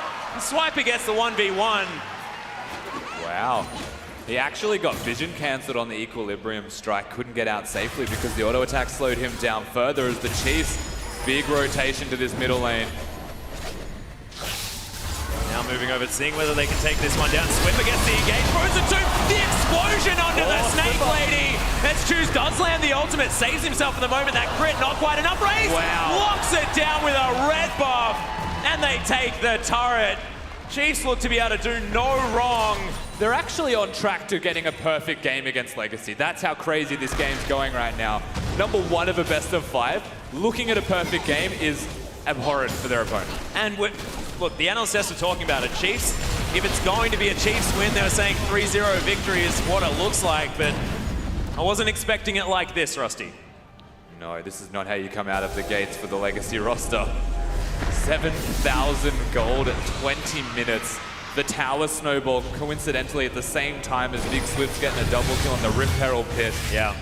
That is disaster if ever I have seen it. Well, if there's any way to power up Legacy, victory like this on the side of the Chiefs could be something to try and get that revenge mechanism in place. Legacy now trying to make a move on the top side. See whether they can take down a turret to the 4 that the Chiefs have removed so far. Yeah, it's taken all of this time, but finally the vision on the top side of the map is controlled by Legacy, so they're safe enough to at least push it to the turret. But that's only a limited time offer, because the Chiefs are now coming up. They might have Raze. Sword does go in. Raze does a fair bit of damage now with his extra BF sword. Moves through the vision. And dead. Spooks takes him down with the collateral damage. Now Swiffer, considering finding more, doesn't have the claw just yet, but there's the movement speed. Fantastic pillar from Kuden for the disengage, but they already lose their mid laner, and he was a pretty important member of this Legacy roster for getting back in. Yeah, actually gets killed by the mid laner Spooks, basically, this time around. Of course, Swiffer able to help out, and the Chiefs are just rampaging right now. This is absurd. Just incredible. And you mentioned, you know, Champ Select probably going quite well for this team as Carbon gets frozen tombed. He's trying to tunnel out of the way as Chiefs decide not to blow flashes. They don't want to get over there, and Spooks eats himself a tunnel and moves on. Yeah, the unfortunate thing is that they didn't cancel him taking the tunnel. They locked him down with a lot of crowd control, but Carbon's able to get out safely. Raze. Yeah, he's exhausted, has to flash on the hunts there. Oh, King He's now doesn't get the last auto attack, dashes himself out, will be relatively safe as he gets slowed down. Teleport from Tally gets him into the back line. As Swiffer now looking for King, just face plants, but it doesn't matter. King's gonna get taken down, Carbon the next option. Chiefs are just running around this fight. Double kill comes in for Swiper as he grabs a triple. Tally and Choose in trouble, he gets the ultimate. And Tally's gonna get locked up. Raze grabs that kill. And the Chiefs still looking for more. The thumb comes through. Swiper will just start smacking on the snake. And in goes Swiffer with the claw. He picks up the kill. He's kiting Swiper. Can he get it with the boomerangs? Another auto attack, and that's the ace. And the unofficial quadra kill for Swiper. 14-1 right now in score, and Swiper just comes up massive. 7-0-1, an individual performance from this Gnar is just going above and beyond. Choo Choo's finally gets that kill, and unfortunately Swiffer is the scumbag. That means the perfect game is entirely gone with that turret. And this just, where do you start? Swiper wasn't even close to his Mega. He gets a triple kill and then turns Mega to lock down Choo Choo's afterwards. The fight looks good for Choo Choo's in terms of positioning. The Cassiopeia has a choke point to work towards. They just can't deal with all of the damage that's coming out of Spooks. There's so many AD carries for the Chiefs. Yeah, there's just so many threats. As you can see, Tally made his way in, instantly got exhausted. As we speed this one up, it's a pretty good petrifying gaze there from Choose as he takes down Swiffer with a cheeky look back, and it was a nice dodge on the boomerang. Everything was as good as it could be, but Swiper just right-clicked. Yeah. Swiper does a lot of damage at the moment. Considering his item build as well, is now going for the Phage, so is the stickiest of Gnars. Yeah. Is that going to be a second Black Cleaver as well? Of course, Spooks going for the snowball item as well. This game's looking so dangerous. 14-1 is the kill score. 8,000 gold, the lead for the Chiefs. Yeah, it's safe to say that the Chiefs are snowballed, and it does need a miracle comeback for Legacy in this first game to actually find themselves further on the scoreboard. They just need gold. Yeah. Of course, remember, it is a best of 5. Legacy have been known to bounce back before. We're actually trying to look for the stats. How many games has Legacy actually won the first game? Of course, they've taken down Chiefs multiple times, but not often in game number 1. Very rarely. As the Chiefs now kicking off this Baron, they do a lot of damage to it, but Legacy are ready. Yeah, Culling comes in. There's the miasma as King will get snared up. Yeah, nice damage comes in. Petrifying Gaze avoided as Chiefs looking for the re-engage, but Carbon stops him from following the claw.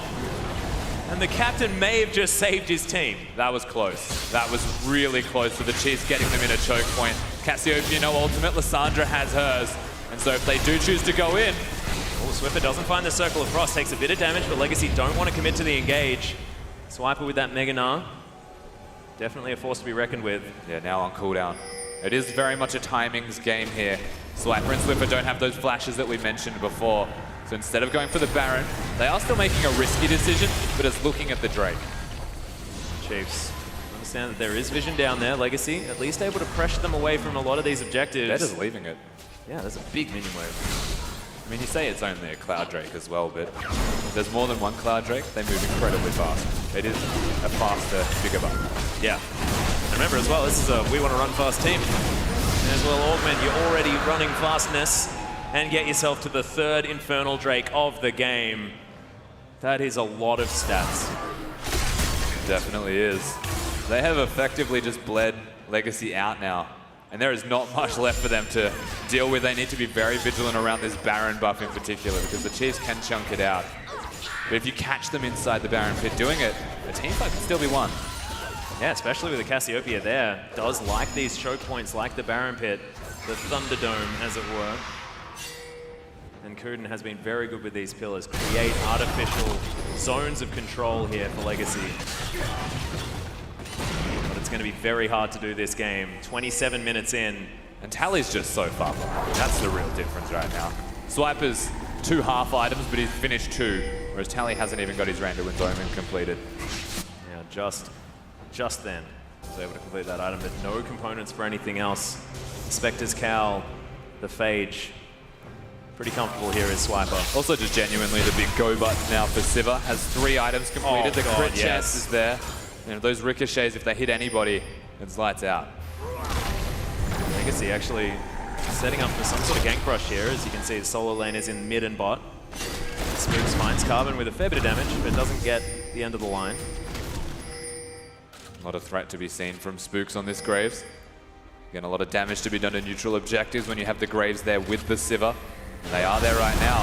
Oh, Carbon is going to get snared here at the same time. Boomerang comes down and Spooks grabs himself the kill. That's the jungler. And that will spell Baron now for the Chiefs. Yeah, they play the vision game, work around their pink wards, and even standing still waiting for Carbon to face check, knowing that he has to. They now set themselves up for this Baron. No contest from Legacy. Yeah, just 3-man the Baron. 4-man, sorry. Swiffer turning up a little bit later, and Spooks able to lock that one down with the smite. 5-0-5. It's a very scary Graves. Yeah, to a 0-5 Rek'Sai and his opponent directly in Carbon. That is a big factor in this game's outcome. Carbon always wants to be going forwards, be ganking and get things done. But Spooks honestly just said no. There hasn't been much of an answer here for Legacy as the tower falls down on the top side. This Baron buff now being utilized, moved through the jungle of Legacy into wherever Chiefs need it. All of these waves now getting pushed forward by the team.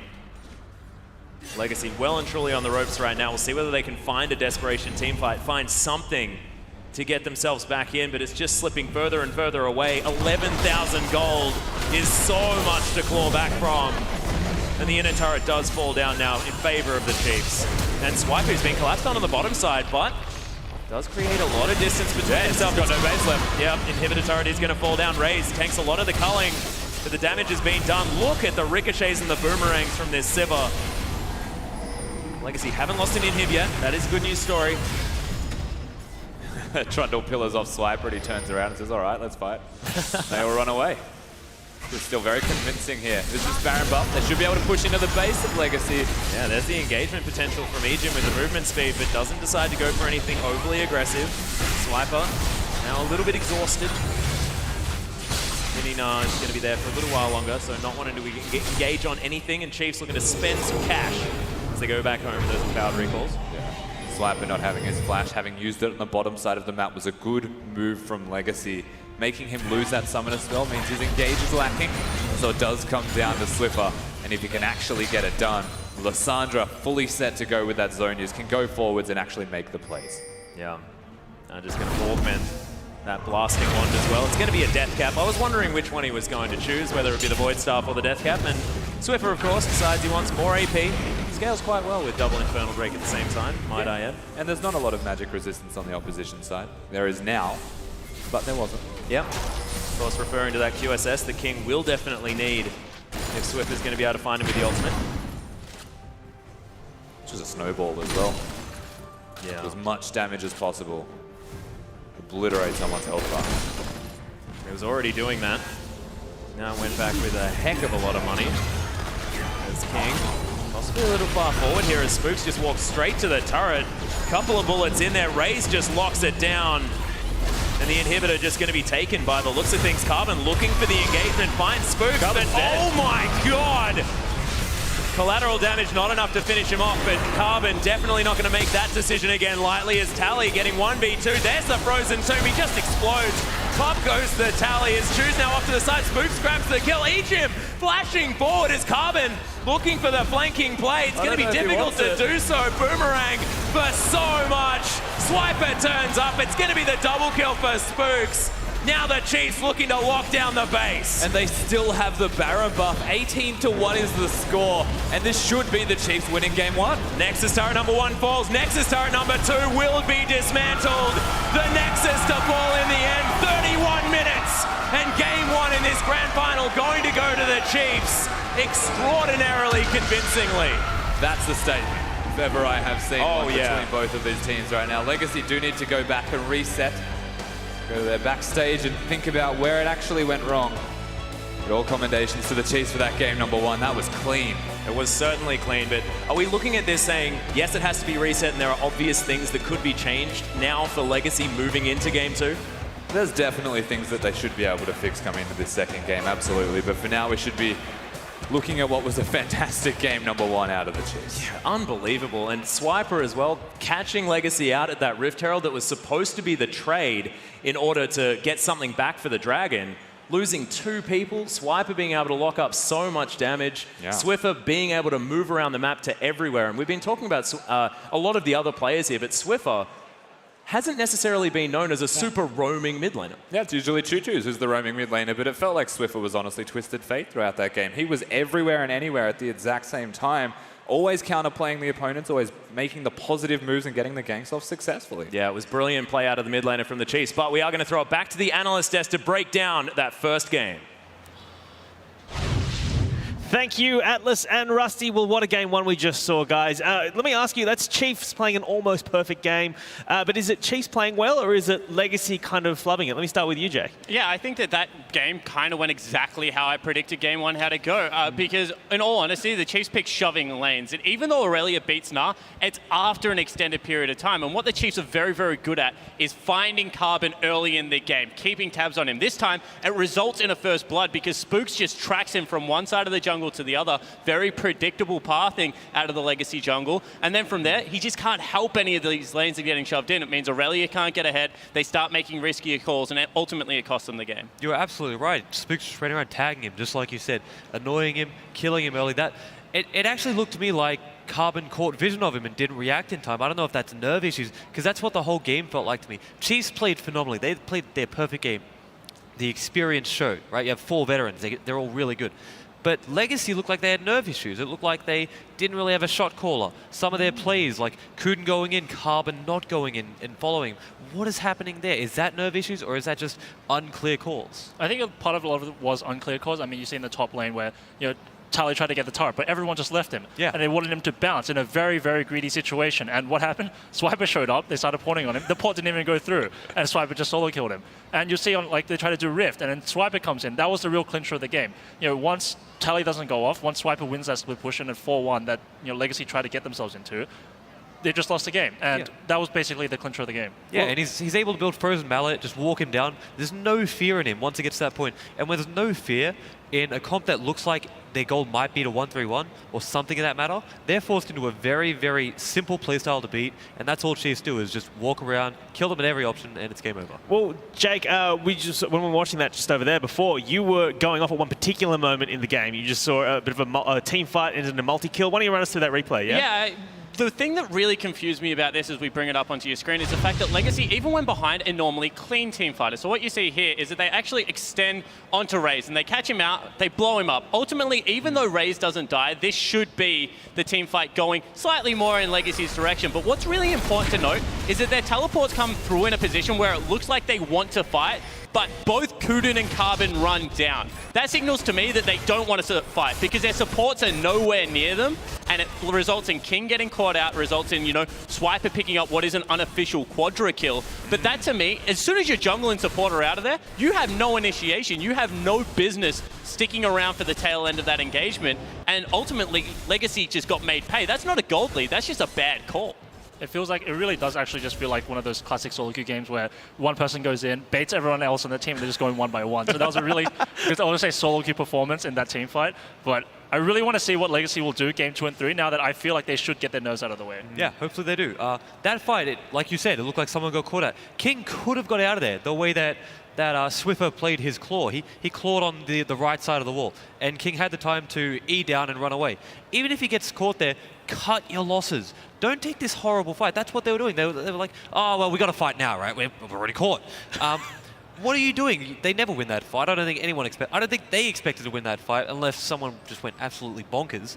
So why fight after the initial catch happens? I think at that point with King, someone probably on the team made the call that said, oh, let's go in. And he's like, no, what do I do? And he just stands there stuttering, not knowing what to do, and the story result in there. He's got nowhere to go. But the other thing is, and I want to just go back to it, is that this is a pressure game. And all of a sudden, when you're King, you're used to having two of the best peelers, honestly, in the OPL, in Kuden, in Carbon, and then you realize that you don't have any peeling, you don't have that room to maneuver. All of a sudden, Summoner's Rift is shrinking in on you. This is a high-pressure situation, and you could see that, you know, when push came to shove, it looked like the Chiefs, they had a little bit more time up their sleeve. They were setting up very, very nicely, and Legacy weren't afforded that luxury. Yeah, like you were saying, there's no peel. That happens when you put Trundle and Aurelia in a game. When you get ahead, those champions are going to look phenomenal.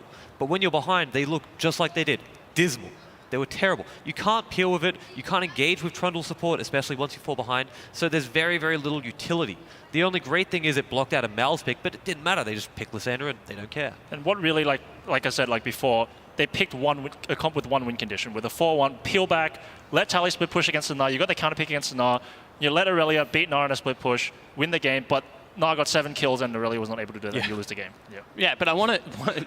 They've done it all split. I mean, this isn't something new. I mean, we're not rocket scientists here. Like, oh, you know, Legacy, they're probably going to play 4-1. Hey, they were minor premiers just playing 4-1 the whole time. I mean, this is an easy game plan. Yeah, woo! To actually win out against, as we had some joggers behind. They love Soraka. I was just helping them out there. The motivation is good. But I think that this was, once again, it's a game 1. Legacy come in with something tried and true, and the Chiefs just read it very, very well. All right, well, that is our analysis of game 1. We'll be back right after this with game 2.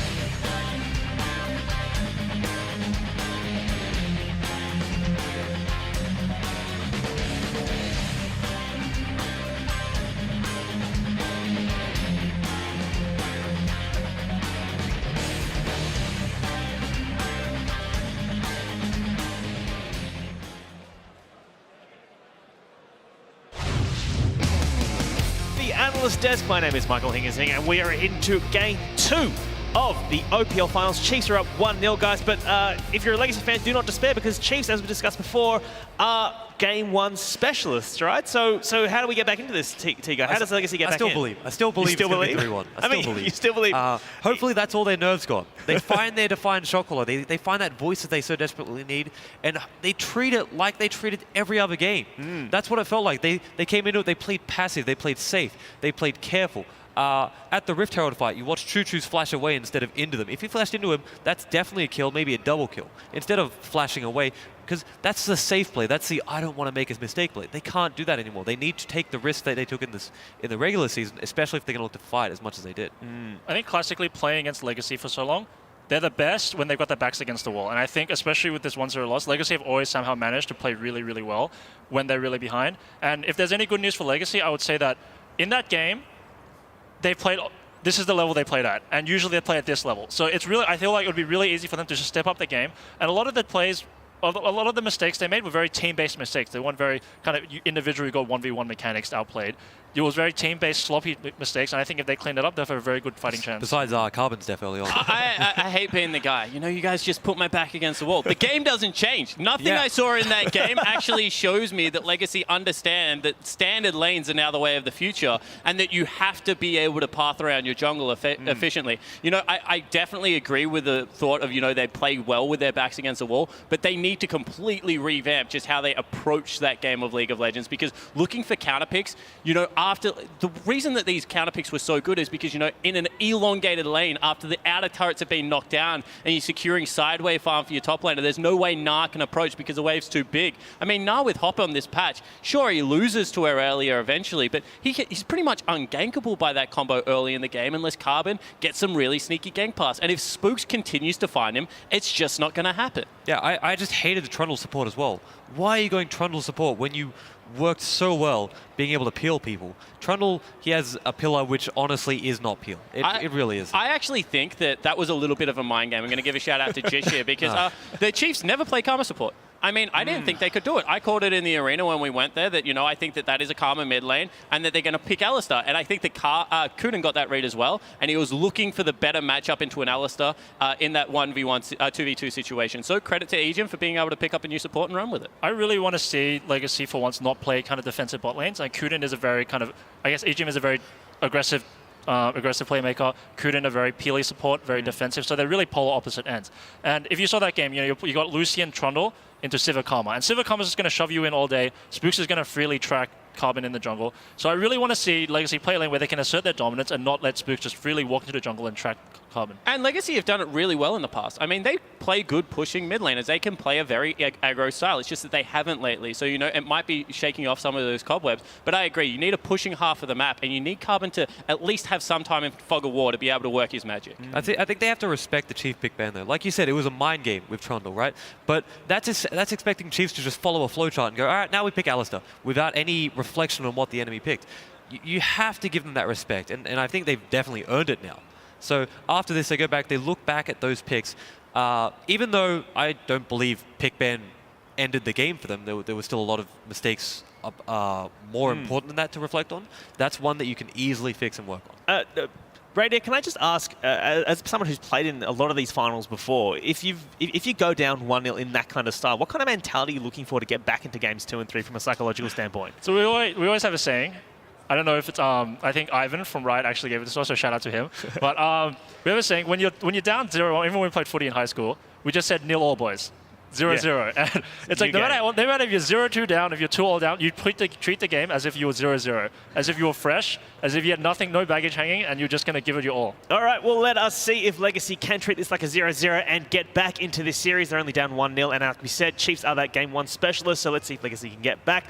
That's enough from us here at the Analyst Desk. Let's throw now to the casters. Thank you very much, Hingers, and welcome back to the arena, ladies and gentlemen. I'm, of course, Atlas. This is Rusty, and Rusty, Legacy, is it all about that reset? Is it all about what's been going on now backstage? I agree with Raider, honestly. Every single game is 0-0. That's the beauty of Summoner's Rift in League of Legends, right? Is it starts from level 1 all over again. Yes, Legacy went down in game number 1, and the Chiefs genuinely dismantled them. They looked incredible through that game.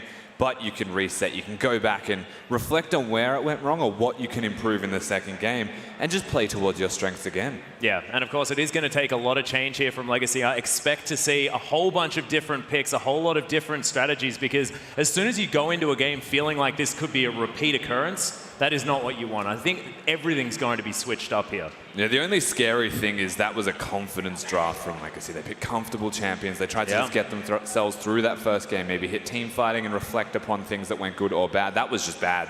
And they really do need to hit the drawing board and reassess what they can do to change it. It could be that everything changes, or it could be a single entity changes its identity, like tally cheesing with Riven or Gangplank or something. Yeah, or maybe even Kuden moving away from the Trundle. Do you think the Trundle was possibly one of the things that really held Legacy back there? So I don't think the Trundle was a problem. I actually am impressed with the Chiefs, and I agree with Spawn. I think that Karma was just a bit of a cheese pick, that they bluffed saying that it was going to be mid. Then they picked the Lissandra and had a honestly better, well-rounded team composition.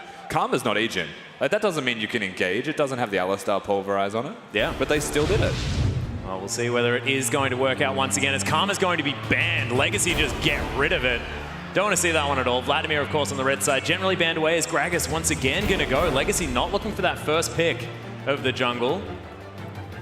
We'll lock something else down, as Jin is going to be the second ban here from the Chiefs. So Karma, the only new one to hit the ban list, and Gnar is going to be taken away, and I love this. Get rid of what beat you. And this is entirely adaptive from Legacy, yes, but no Twitch champions are still available, and a lot of the focus of game number 1 was actually on that middle lane. So now Talia stands present. The Chiefs have to decide what they want to actually ban and what's worth it.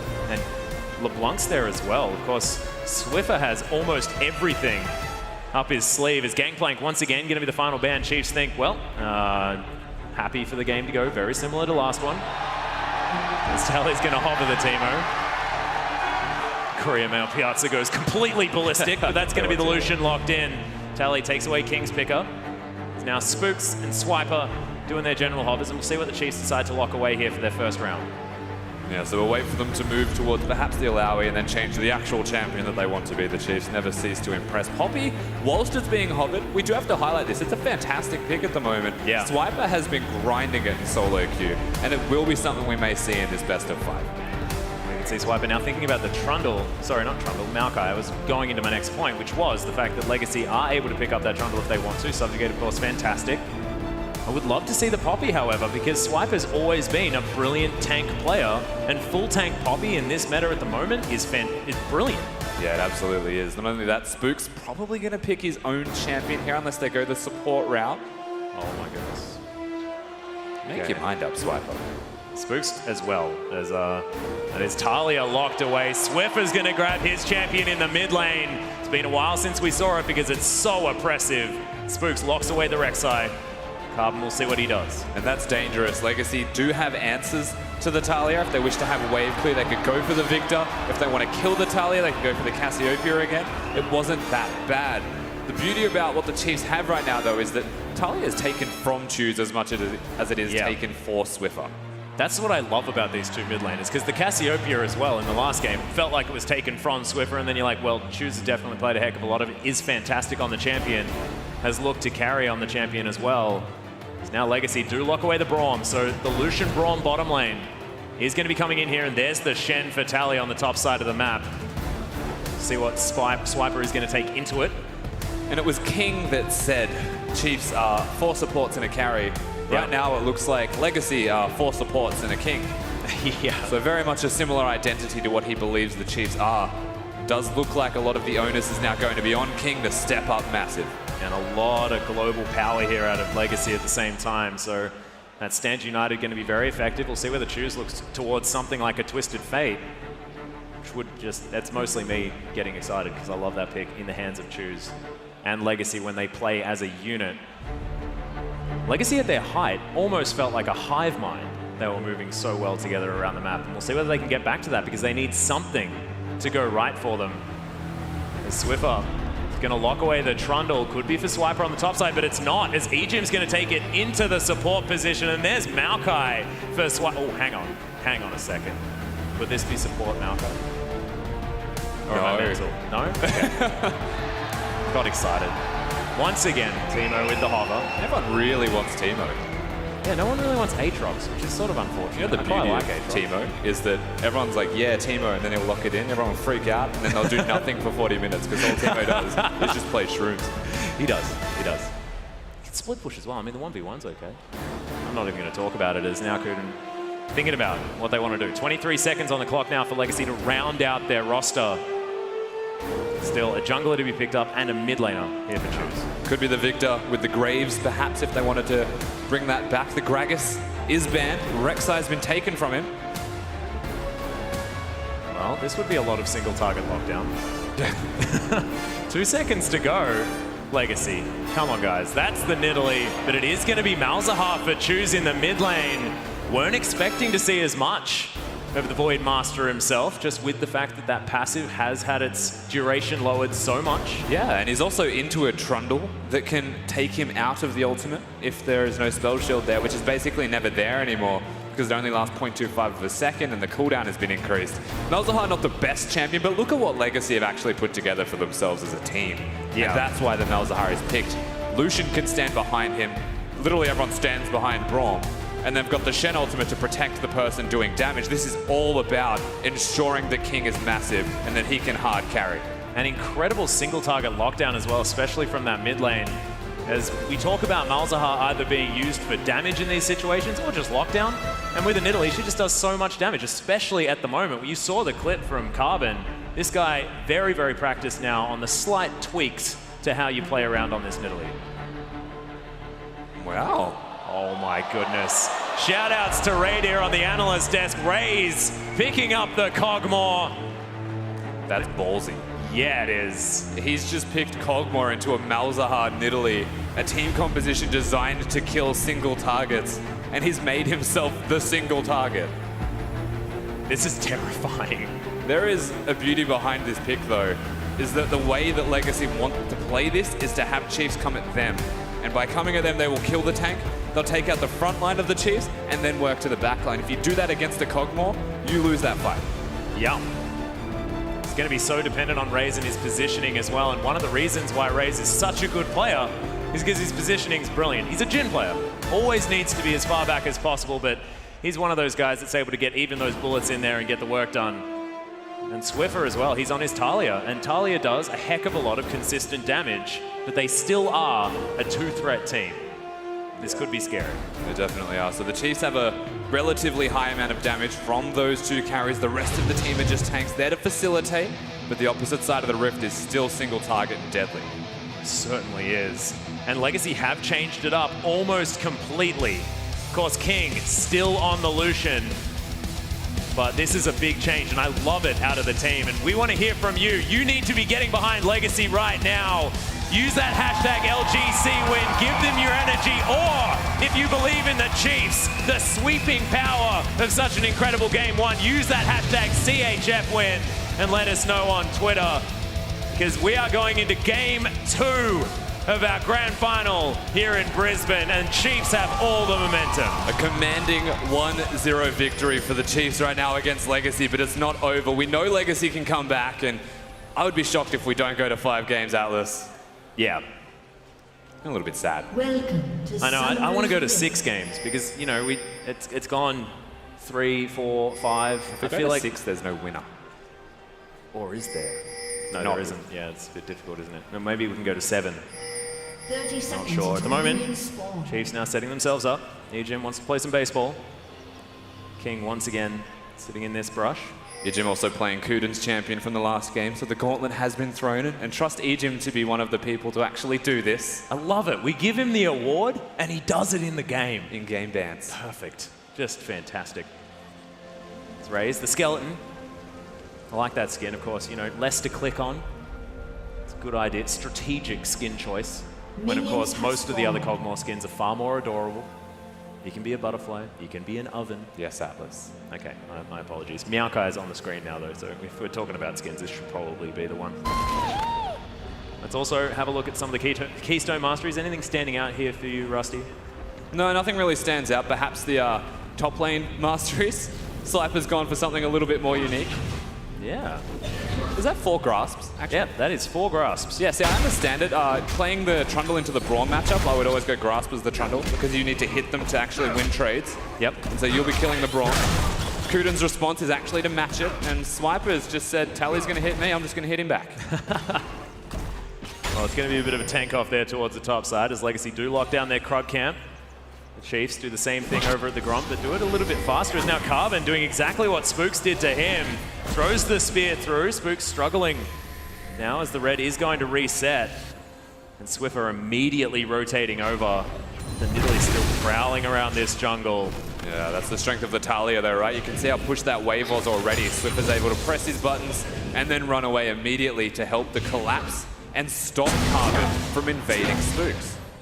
A bit of extra damage here from Talia on the top side of the map. Those empowered autos, pretty strong from the Shen. The Arcane Smash is going to help Swiper at least shove this wave forward. Yeah, it's not where he wants it to be though. Tally does have control of the lane at the moment. Whenever the taunt connects, the auto attacks come out of the Shen. Tally does more damage than Swiper could ever dream of. And is this lane for Swiper just about surviving for as long as possible, getting to those big items and healing for raids? Yeah. He just wants to hit that level 6 point, press his R button, clap the air, and stop raids from dying. Well, Spooks on top of a ward here, going down very, very low, but Nidalee back in her jungle. You can see lots of damage here out of Legacy on the bottom side of the map. Raids down to about half health. Siege, he's going to get the concussive blows on him as well. Very different story now for Legacy. Yeah, lots of damage. The difference between these games is the lane control that King and Kuden have got. It's a Braum Lucian into a Cogmore Trundle. They were never going to win that lane for the side of the Chiefs. They are just holding on. And the fact that Carbon's invading means that Spooks can't be proactive. And generally, this is just a good start. Yeah, things working out much better here for Legacy as King has to get out of the way of the pillar. Kuden makes his way over as well. That ground makes a lot of noise. It does. It's really strange. It's just ground. Swiffer having to deal with these Voidlings. Can't really do it. The Malefic Vision's doing some work here as well as Malzahar. Still Malzahar. Spear not going to find Spooks. And there's the knock-up. Lands the E as well as Swiffer carrying that E in with him. Seismic Shove isn't going to come through as Choose now gets his shield removed. Yeah, Carbon loses the trade, but so does Swiffer. So Choose actually has control of this middle lane. Unfortunately, doesn't have enough mana to use all of his rotation. And so Swiffer can still hang out. Spook's able to now bite back, though, aggressively and look towards Carbon. Yeah, looks for the steal. I don't think he'll be able to find... Oh, wow. My goodness. He didn't even know. That was not fair. Spear going to go wide there as well as Carbon. Still not quite having the best time, but more aggressive in the early stage and didn't die. So still, definitely a good thing. And Tally's having a great time on the top side. Yeah, Tally's definitely putting in work. Spooks needs to have an impact at the moment. And this feels like almost out of necessity. Something T-Gun said at the start of the show, that Swiper's not often that capable of getting leads himself, but if you give him one, he will run away with the game. Last game, he was gifted one at the Rift Herald. Yeah. This time around, he's actually struggling. At the moment, you can see Tally, he's going to go back to base. Swiffer picks himself up his blue buff. Shoves some shards into it. We'll just hop on his little surfboard. Back here in mid. Teleport comes down from Tally. Just continue his assault on the top lane. Barmy Cinder now in hand. We'll be able to push these minions very effectively. And this is where it turns around for Swiper, to be honest with you. Goes back to base, gets his first item. Best recall ever, by the way. Oh yeah, adorable. And whatever he comes back with will help him out at the very least in surviving that laning phase.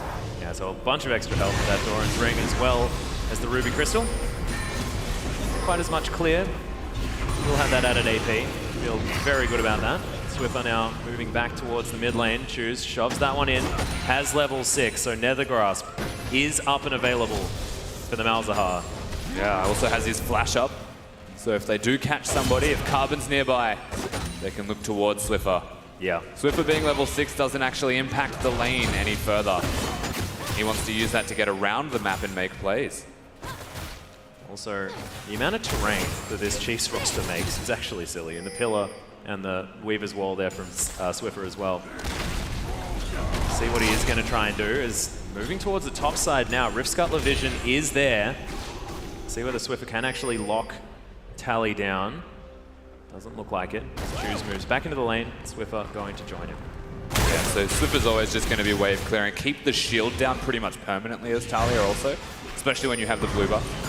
Consistent poke. You can out wave clear Mel's, but it's risky. Whoa.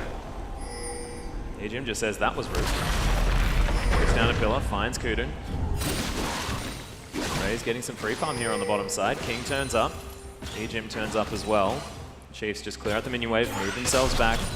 Very even is the farm on the bottom side of the map. Recurve bow through that serrated dirt. Yeah, most likely the Wit's End build again from this Kog'Maw. Big power spike when you actually get the Wit's End. And the magic resistance usually means that support's damage is effectively just too little. I actually really love the fact that he's picking up a Wit's End against Nidalee Malzahar as well, that are going to be doing so much of that burst damage. The real game plan, if you were the Chiefs, is wait on Swiper's power spikes with his items. Once he has magic resistance and can get onto King, no one else on Legacy can actually kill him, and he's just going to be a giant tree. Yep. Which is a little bit ironic considering their opponents. It's Tally. Clearing all these minions out, he's going to be fine. Still 11 CS in the lead, but Spooks now doing the classic Spooks tactic. So is Swiffer. For this on the top side, yeah. Note the ultimate is available and looks like he's ready to make a play with Spooks. There it is. Yeah, Weaver's Wall comes out. He's going to cut off the shed. Is Tally going to get knocked off? There's all the damage and Swiper grabs the kill. The tower now in trouble. Legacy only 2 members up here on the top side, or only 1 as Carbon makes his way in. Nice start for the Chiefs. Yeah, Carbon's able to push them away, so no turret to be seen, but a first blood is still big when Swiper is the recipient.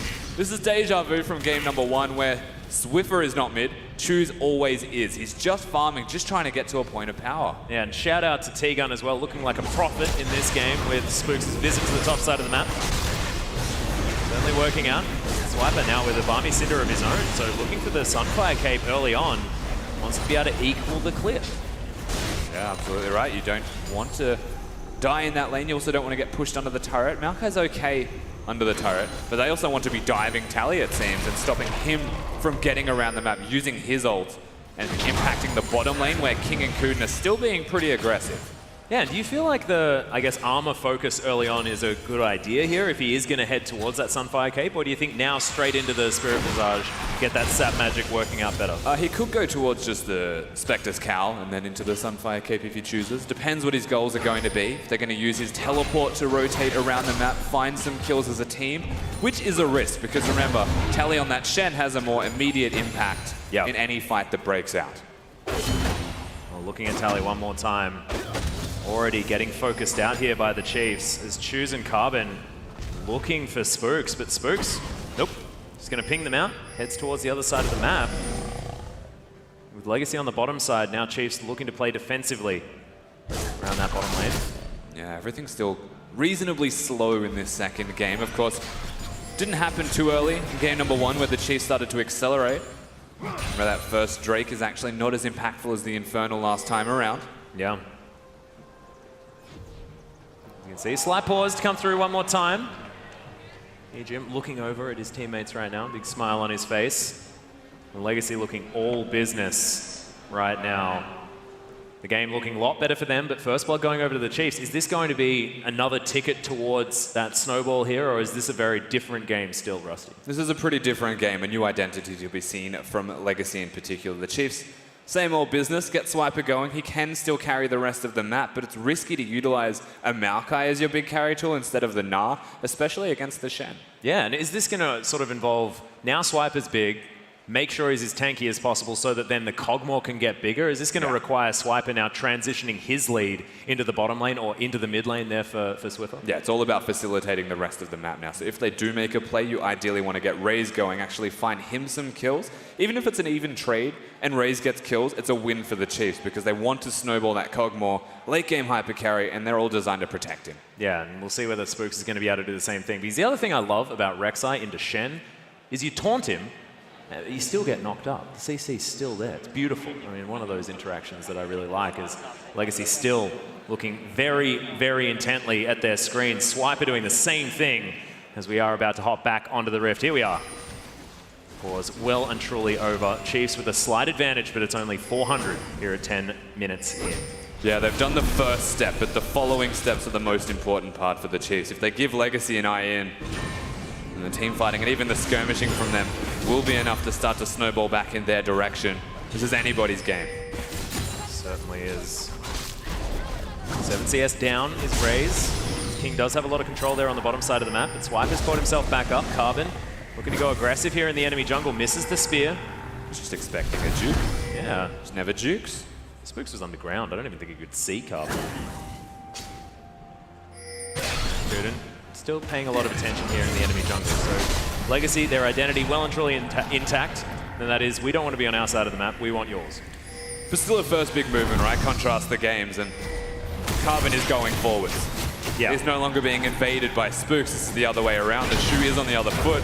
Even Kuden helping out. Yeah, seismic shove. Not actually going to find Kuden with a good stand behind me. Chu's looking for the flanking play. King turns up as well as the Cogmore is just behind them. But Legacy do decide to disengage. Yeah, they just walk away. Carbon maybe giving a steal attempt at the very least. Doesn't have a lot of mana though, so he'd have one spear and potentially chase past that point. Ooh, nice spear lands on the Swiffer there as well, a little bit off screen. Both teleports are available, but no one pulling the trigger. No one even taking this blue buff. Spook's looking for Choose, but doesn't find him. Ejim possibly caught out as he has to immediately flash. Good dodge, and gets out of the way of the ultimate as well. A fancy feat from Ejim. Gets back under the turret. He just dodges everything there. Ejim could have died, but even saves the exhaust. That's how much he dodged.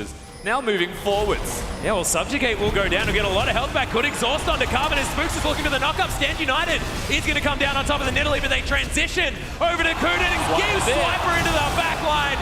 Chooses Black Forward. Swiffer's in trouble after he picks up the kill, and King starting to go off, but oh my goodness, Raze picking up the kills. Ejim's so low, but he gets the heal. Tally's going to die, and Spooks grabs it. Chiefs now 4-1. Incredibly clutch from the Chiefs there. Swiper gets into the backline at the right time. Nothing to be responded for by Legacy. They were close, though, to getting all of those kills. Carbon still pestering around the pit. Ejim. Oh.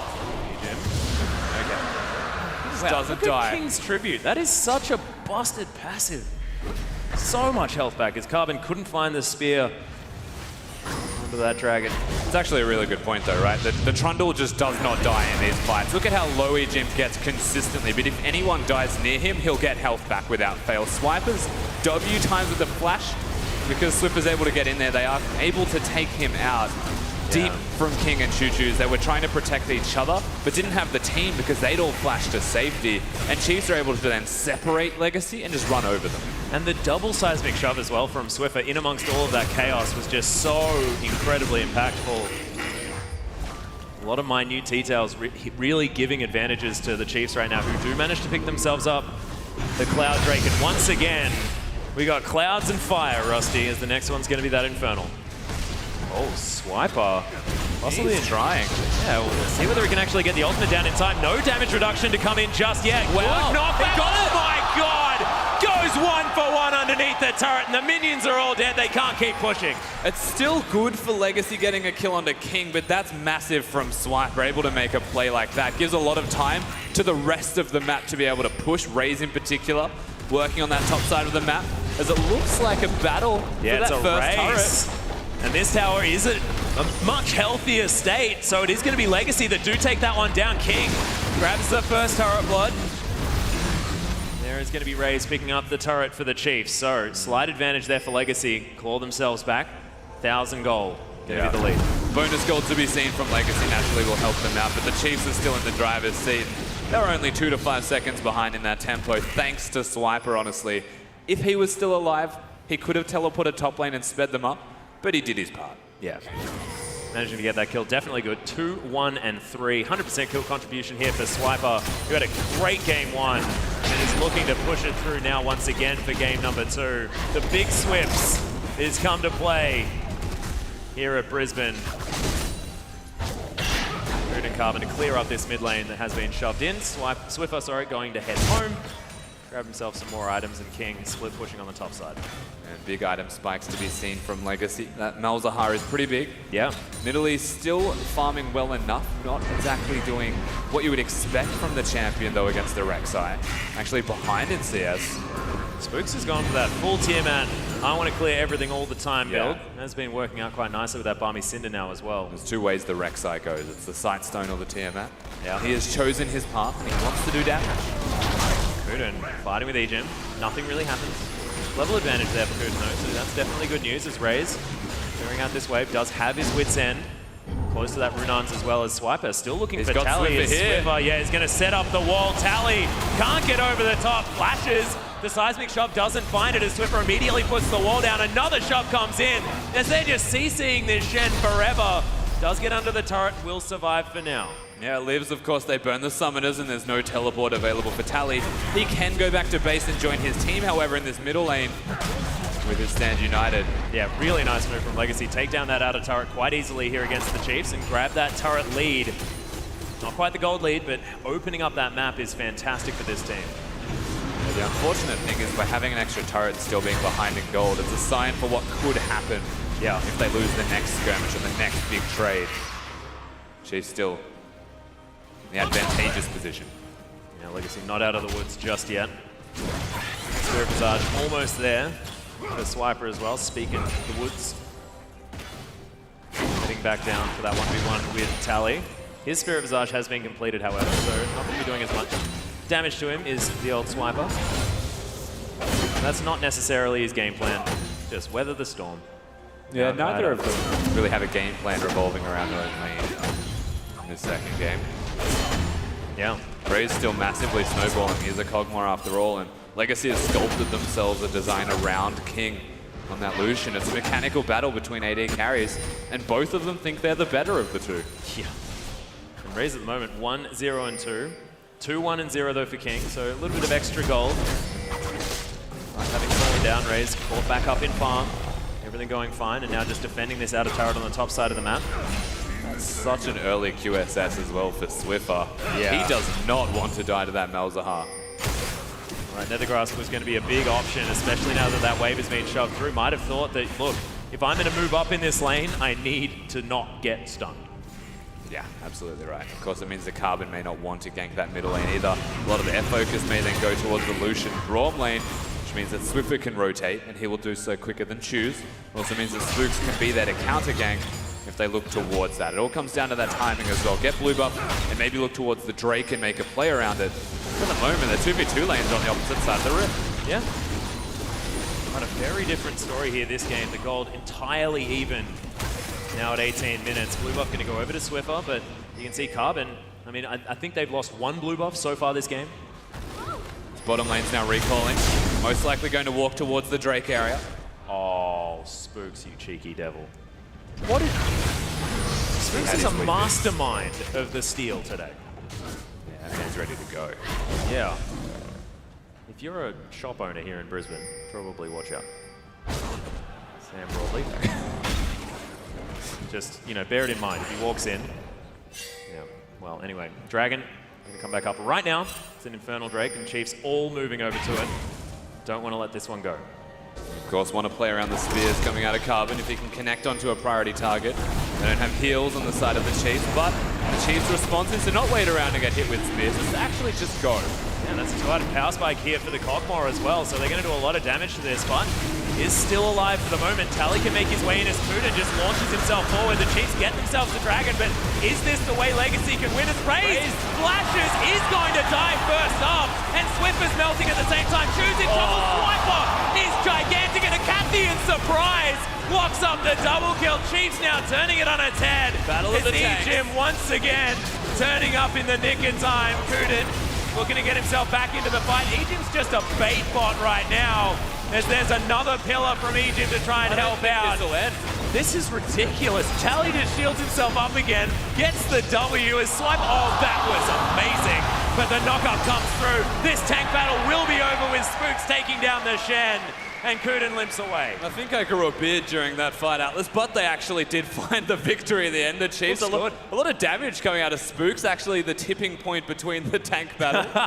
Did a lot of work there. Man, the Tiamat, so important. Let's have a look at this one again, hopefully in fast forward towards the end. And this is where Raze actually gets caught out, exhausted and just completely stuck. Still, the Chiefs are able to make it work. Malefic Visions is what kills Swiffer. But from this point, all of the carries have been killed.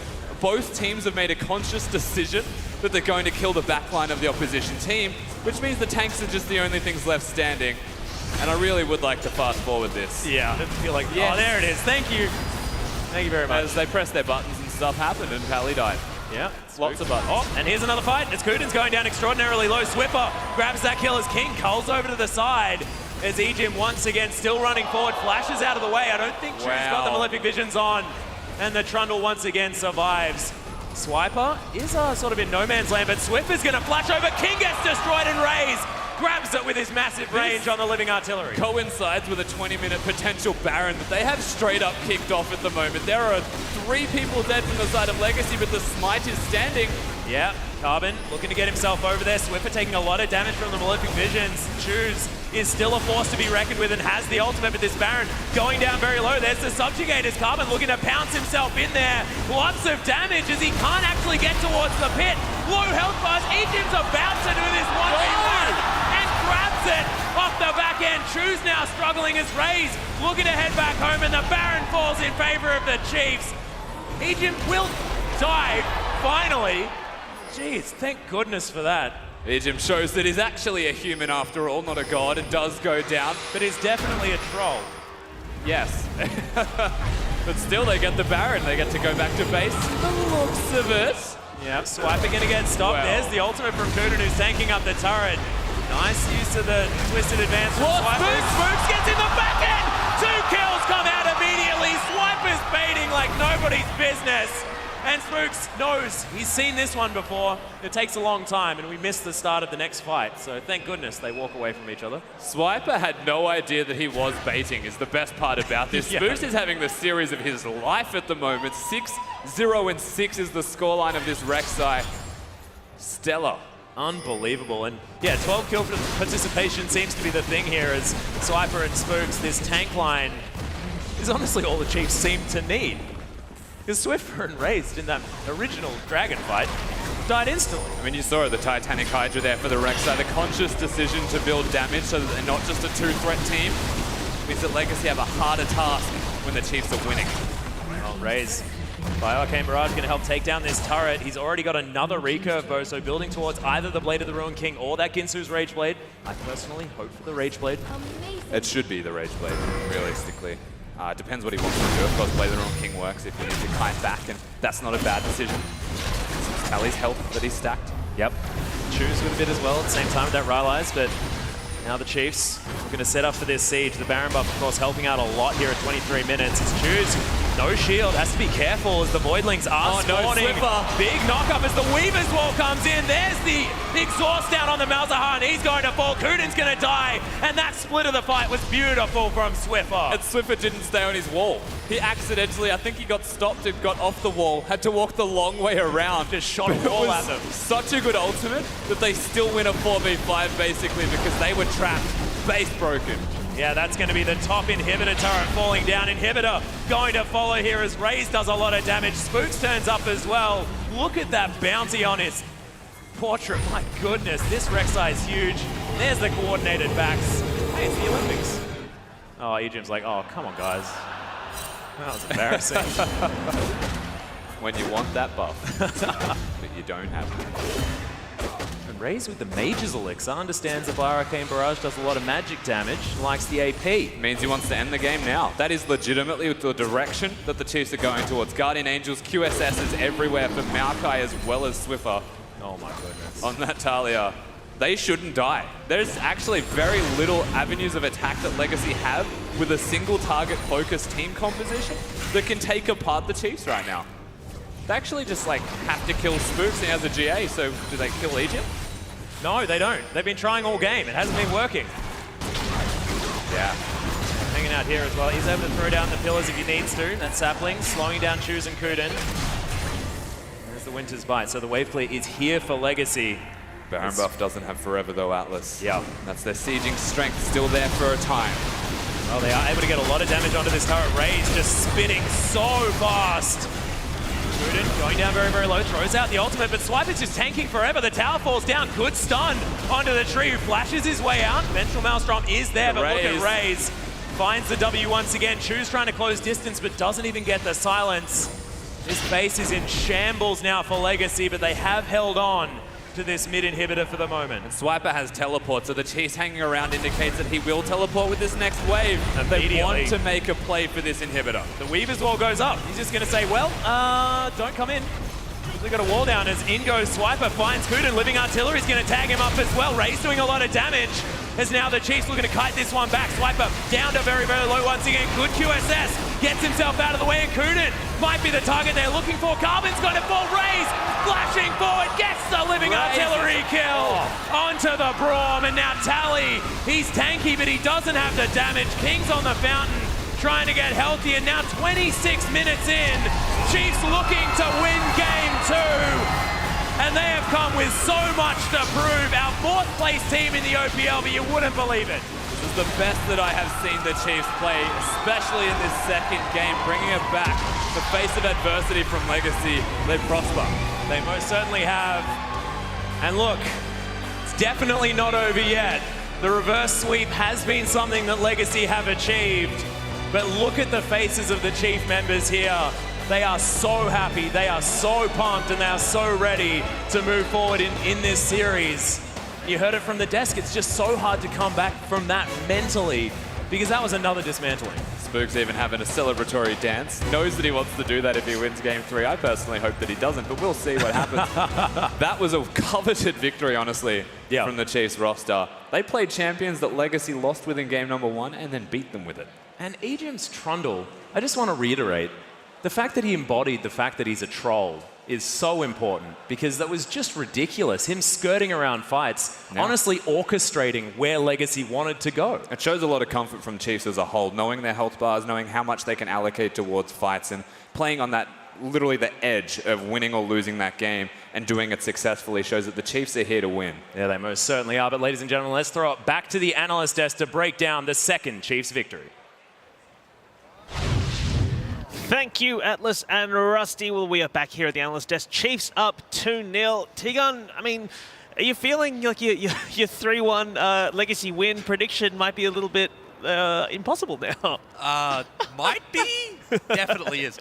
Mathematically, it is impossible. Yeah. I mean, the Chiefs outplaying how you thought they'd play. Obviously, they are to an extent. The Chiefs are playing exactly the standard they play that I expected them to. Legacy are playing nowhere near to the standard I expected them to. Well, let's talk about this. Let's talk about this early game then. I mean, did you see a deficit in the early game from Legacy? Or? Yeah, Legacy had the better bot lane. They had the ability to dive. Tally made a great play early that I'm sure many people missed, where he forced the Maokai TP earlier.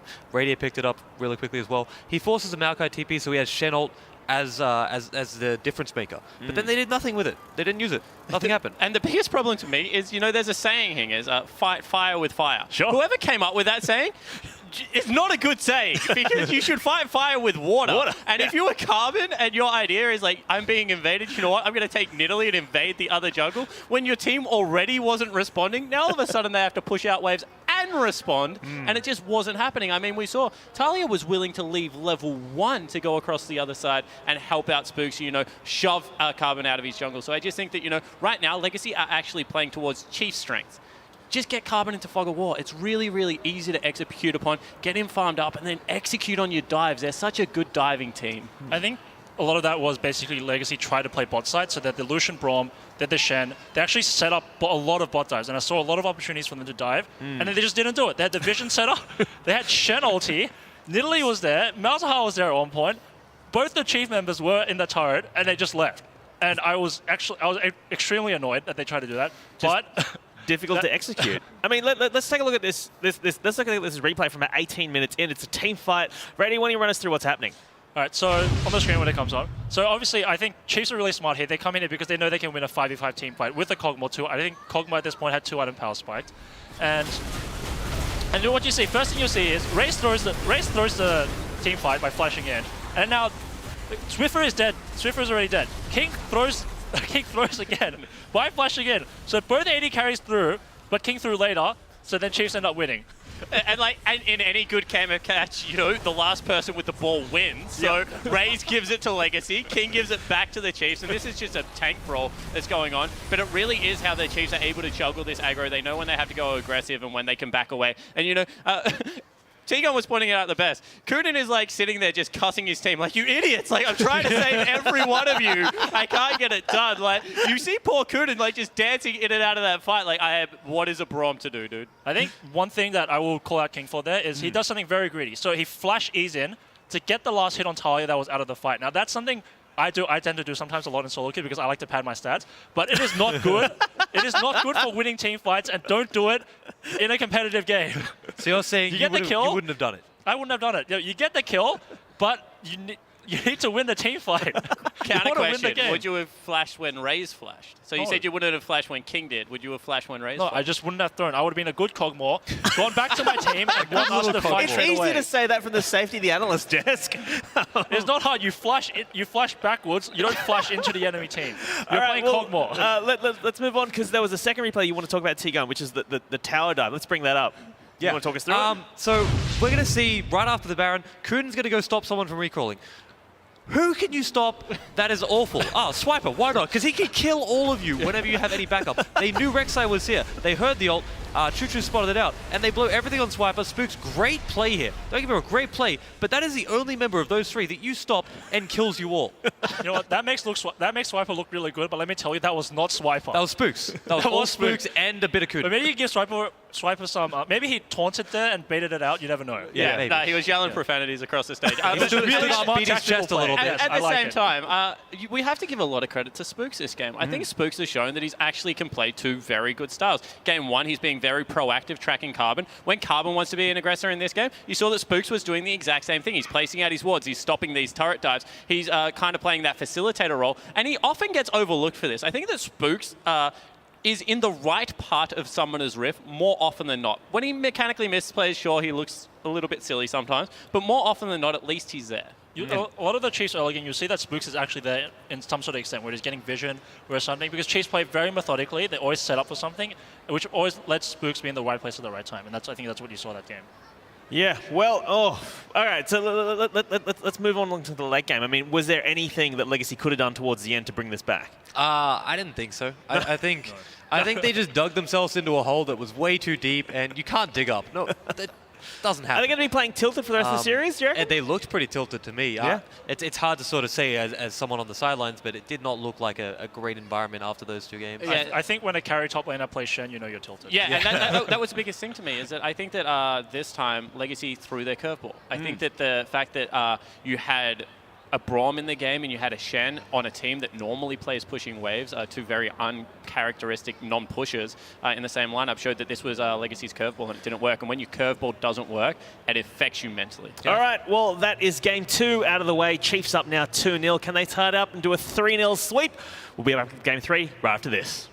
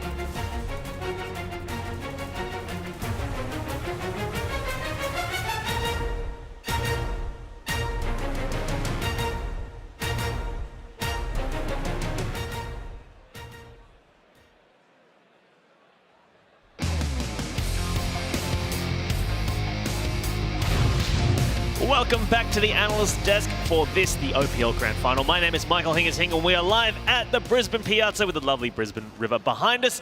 It is about to go into Game 3. Chiefs are up 2-0 if you're just joining us. So, guys, I want to ask you, started off, if you're Legacy's coach right now, to get back in this game, what are you doing in that team room right now? What changes are you making? What kind of motivational speeches are you giving? Tegan, let me start with you. We'll go down the line. Quote some sort of movie? No. Yeah. Samuel L. Jackson. If I'm Legacy, I say go back to standard. Don't fret over what's happened because you're not going to be able to change it. Think about it this way. Chiefs aren't infallible. Hell, SKT aren't infallible. They just got reverse sweeped. Radio was saying, oh, Chiefs sort of mirror SKT's results, right? Reverse sweep them. Go back out there, play your standard stuff, play what you're comfortable with, and work from that. I would say that two things. So firstly, mentally, they really have to come back. So like I said, 0-0. Think about it as if it's 0-0, play as if it's 0-0. And second thing you need to do is think about what you're going to do in game after that. And I really think that from that game, Legacy are not really comfortable playing bot side. Even though from game one they decided it wasn't working, so game 2 decided to switch up and play bot side. Pick the Shen, pick Lucian Prom, didn't work out. Now game 3, like I think Tegan said, go back to basics, go back to what your strengths are, don't fight fire with fire. I want to caveat my pit with Soulstrikes is a much better coach than me, and that I have been in this situation before, and my team lost. They were the 2014 Summer Chiefs.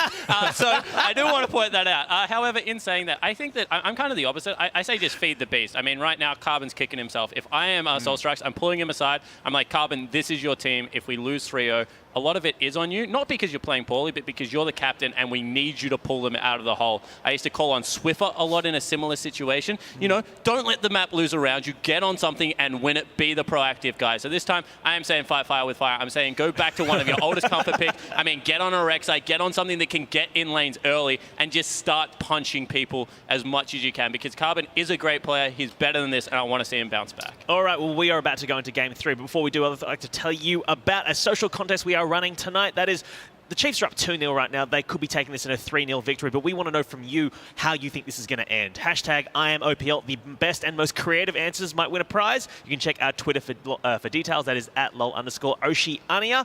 But that's enough social out of the way. Let's get back to this game. What do we need to see? What do you want to see from Legacy going into Game 3? Aside from, obviously, motivational speeches and more aggression. I want to see Soraka. I want to see something that may not be the best pick, but it's comfortable. I can't stress that enough. Go back to somewhere where you're not stressed out, where you're not worried, because they're down 0-2. They're obviously going to be worried, and play something where you're used to what's going to happen. I want to see Tally throw the gauntlet at Swiper. I think that, you know, we've seen a Graves come out in competitive play top lane. It was against a Gangplank. Just leave the powers top lanes up and take whatever is the best champion available, because you guys were right. I mean, if anyone was slumping coming into this before semis, it was Swiper. The Chiefs were trying to build him up, and you saw that a lot of what they're doing is around that. So, you know, try and get back in Swiper's head, because this isn't only about winning the next game, right? You still have to win the 2 after that as well. And I think that if maybe they pick on Swiper a little bit this game, that's their door back into the series. So I also agree with you. I think that if I really want to see it, because from last split, I remember Tally being an absolute monster playing against him. I just could not play against him. And I really want to see Tally step up and show everybody why I think he was the MVP of last split and why Legacy have always played around him. Yeah, well, all right. Well, those are some wise words. If Legacy are watching right now, that's some potential advice from us. I hope they aren't. That would be probably against the rules, I expect. But that is enough from us here at the analyst desk. Let's throw it over to our casters. It's Rusty and Atlas. Thank you very much, Hingers. We are in for game number 3. And yeah, those motivational speeches, that's going to have to be like Braveheart level, I reckon, in order to get Legacy back in on this, because Chiefs have just been ridiculous. Winning 5 minutes faster in game number 2. Theoretically, it's a 20-minute victory now for the team if we go on the pattern. We'll see whether Legacy can bounce back, whether it's going to be once again those winter finals. Yeah, they don't look like slowing down at all, the Chiefs. They have a lot of momentum coming into this next game, and it's super scary for Legacy to be up against what is now a rampaging Chiefs roster. But I agree with that analyst desk. They should throw the gauntlet. Tally should just find an opportunity to pop off and take it to Swiper. They're getting a lot of momentum towards the Chiefs top laner. If they can stop that from happening, potentially the game goes in a different direction. Game number 2, Spooks did more damage than Swiffer. Swiper did more damage than Swiffer. He was non-existent. The only person he did more damage than was Ejim. Yeah, And even the Cogmore didn't do that much more damage than everybody else. So it was a ridiculous performance from the tank line. And I think putting down this jungle top lane duo that has been Spooks and Swiper, I completely agree, is going to be very, very important. If that means Tally can go completely ballistic, once again get back to that MVP form Give me from the Split Riven. 1, yeah, that's what I want. Paradise has done it. Tally was the OG Riven main here in the OPL. He has actually played a bit of it in solo queue. I don't want to like say that he's going to lock it in right now, but it's backs against the wall for Legacy, and you have to choose now. Do we go to standard? Do we just try and beat them again and cut our losses and just play towards our strengths one more time? Or do we throw the gauntlet to the Chiefs and say, let's just do something crazy? Yeah, well, speaking of the Chiefs, you saw them on your screen right there. Swiffer looking very comfortable. And a man who can definitely play very well with a lead, but if you shatter the confidence of the Chiefs now when they're so close, it could be that opportunity for that reverse sweep. Could be an opportunity now for Legacy to get their foot back in the door, and it has to be, because this is do or die. Yeah, and all it takes is one win for Legacy, and it feels like from that one win, momentum could be there. Questions could come into the minds of the Chiefs as we're in Champ Select. Yeah, Champ Select now as Chiefs move over to the blue side for the first time. Once again, going to be banning away the Gangplank. Karma going to be removed again here by Legacy.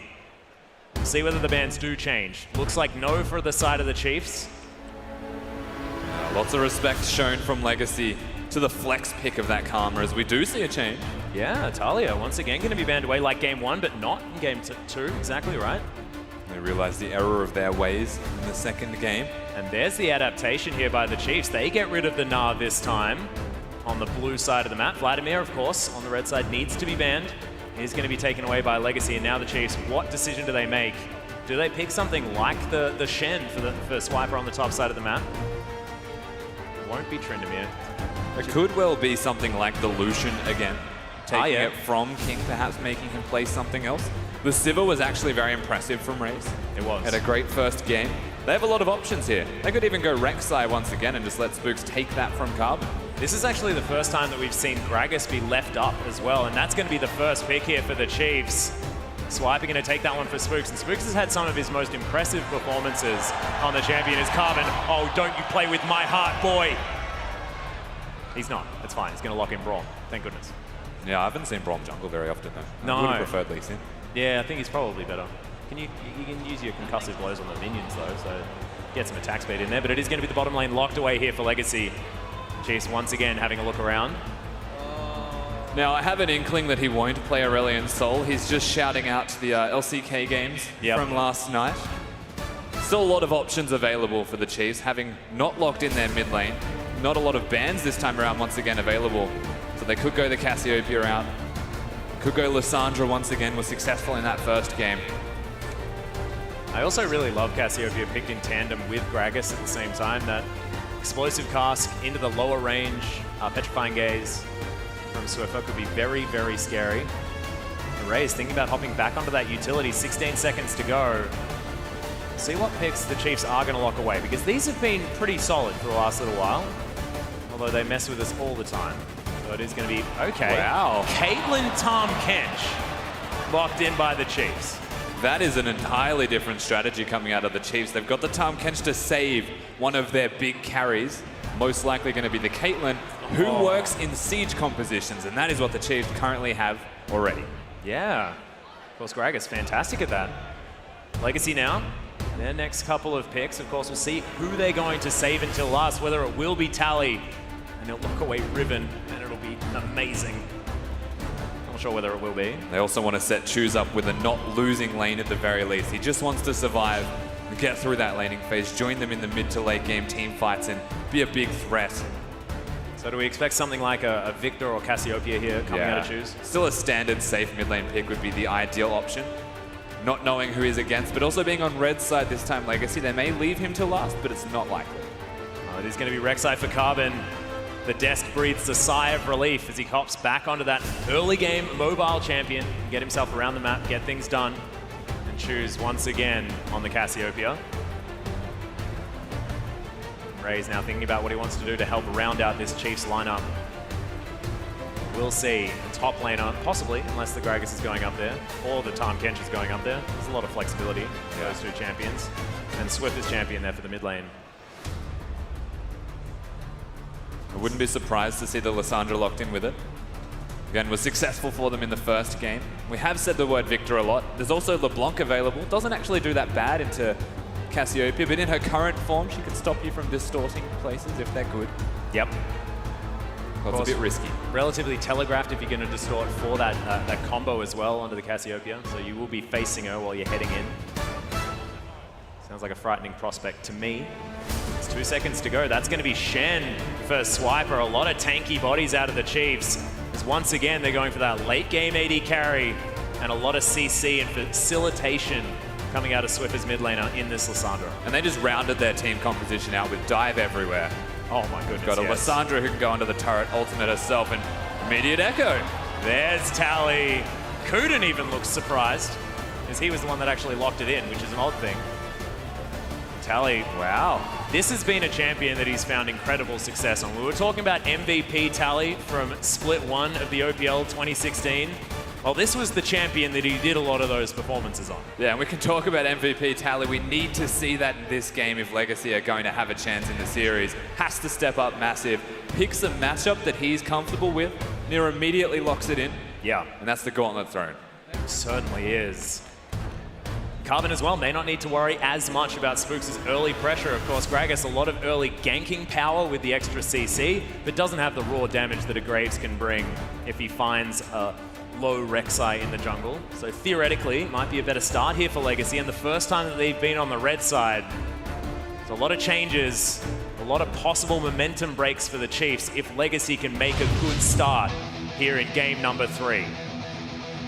Absolutely possible. Big game here for Legacy. The Chiefs at set point. Yeah, this is their ticket to Brazil, to the IWCQ, and possibly that chance to get to Worlds. They've been so hungry for it for so long. And if you believe you can do it, use that hashtag CHFWin on Twitter. If you think Legacy can bring us more League of Legends, use that hashtag LGCWin. Legacy Legion, we need to hear from you to get us into that game number 4. But right now, game number 3 is all we need to think about because the Chiefs are poised at 2-0.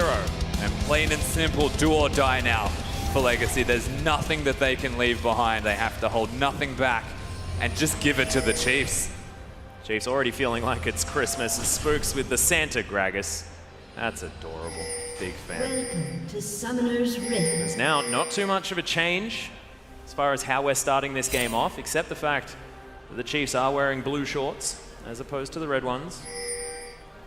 And that's a Storm Raiders surge actually coming out of Choose as well. Wants the mobility. Yeah. I guess he doesn't have the Ghost. Has to go for Cleanse against the Lissandra.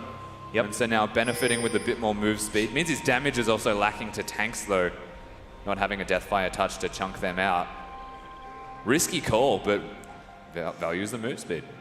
Yeah, no, actually, I find it rather interesting. Just, you know, slow resistance that you do get from the Storm Raider Surge, and I guess the movement speed is good, but there's a lot of hard CC out of the Chiefs. I mean, the thing is, I've even spoken to Swiffer about this, and he believes Thunderlords is just the better Keystone Mastery out of all of them anyway, because the damage is surprising. You never actually calculate for a Thunderlords on top of the damage they're doing. Yeah, that's a good point. Sometimes can be the difference between a kill or not. Well, we'll see how Choose is going to play this one out as King and Kuden start here on the Grom. Be more than comfortable here with the same duo lane. Of course, King in the last game did the most damage in the game, so we shouldn't be really questioning the Lucian play out of this man for the moment. See whether he can turn it on here for game number 2. Yeah, still a fantastic mechanical player, but it's not him that needs to determine who wins or loses this game. King will do his part. Yeah. It's known that the bottom lanes aren't the hard carries anymore unless you're in the LPL. It's all about top lane, mid lane, and jungle, what they can do together to influence that rest of the map. Well, right now, bottom lane is going to clash. Legion and Raze just hanging out. Nice headshot there onto King as Raze just doing the Caitlyn things. Very, very frustrating in lane, but will possibly fall off here in the mid game. Actually just incredibly annoying. When you start a jungle camp, get level 2 immediately, and just place 3 traps in the lane. Yeah. Really grinds my gears.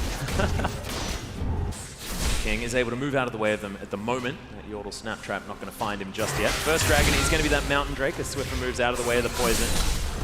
Choose still able to throw down his Twin Fangs, of course utilizing them to farm very effectively. Cassiopeia pretty good at that. Yeah, again, a lot of the emphasis in this middle lane is on wave clear for Swiffer. Pushes the wave, disappears.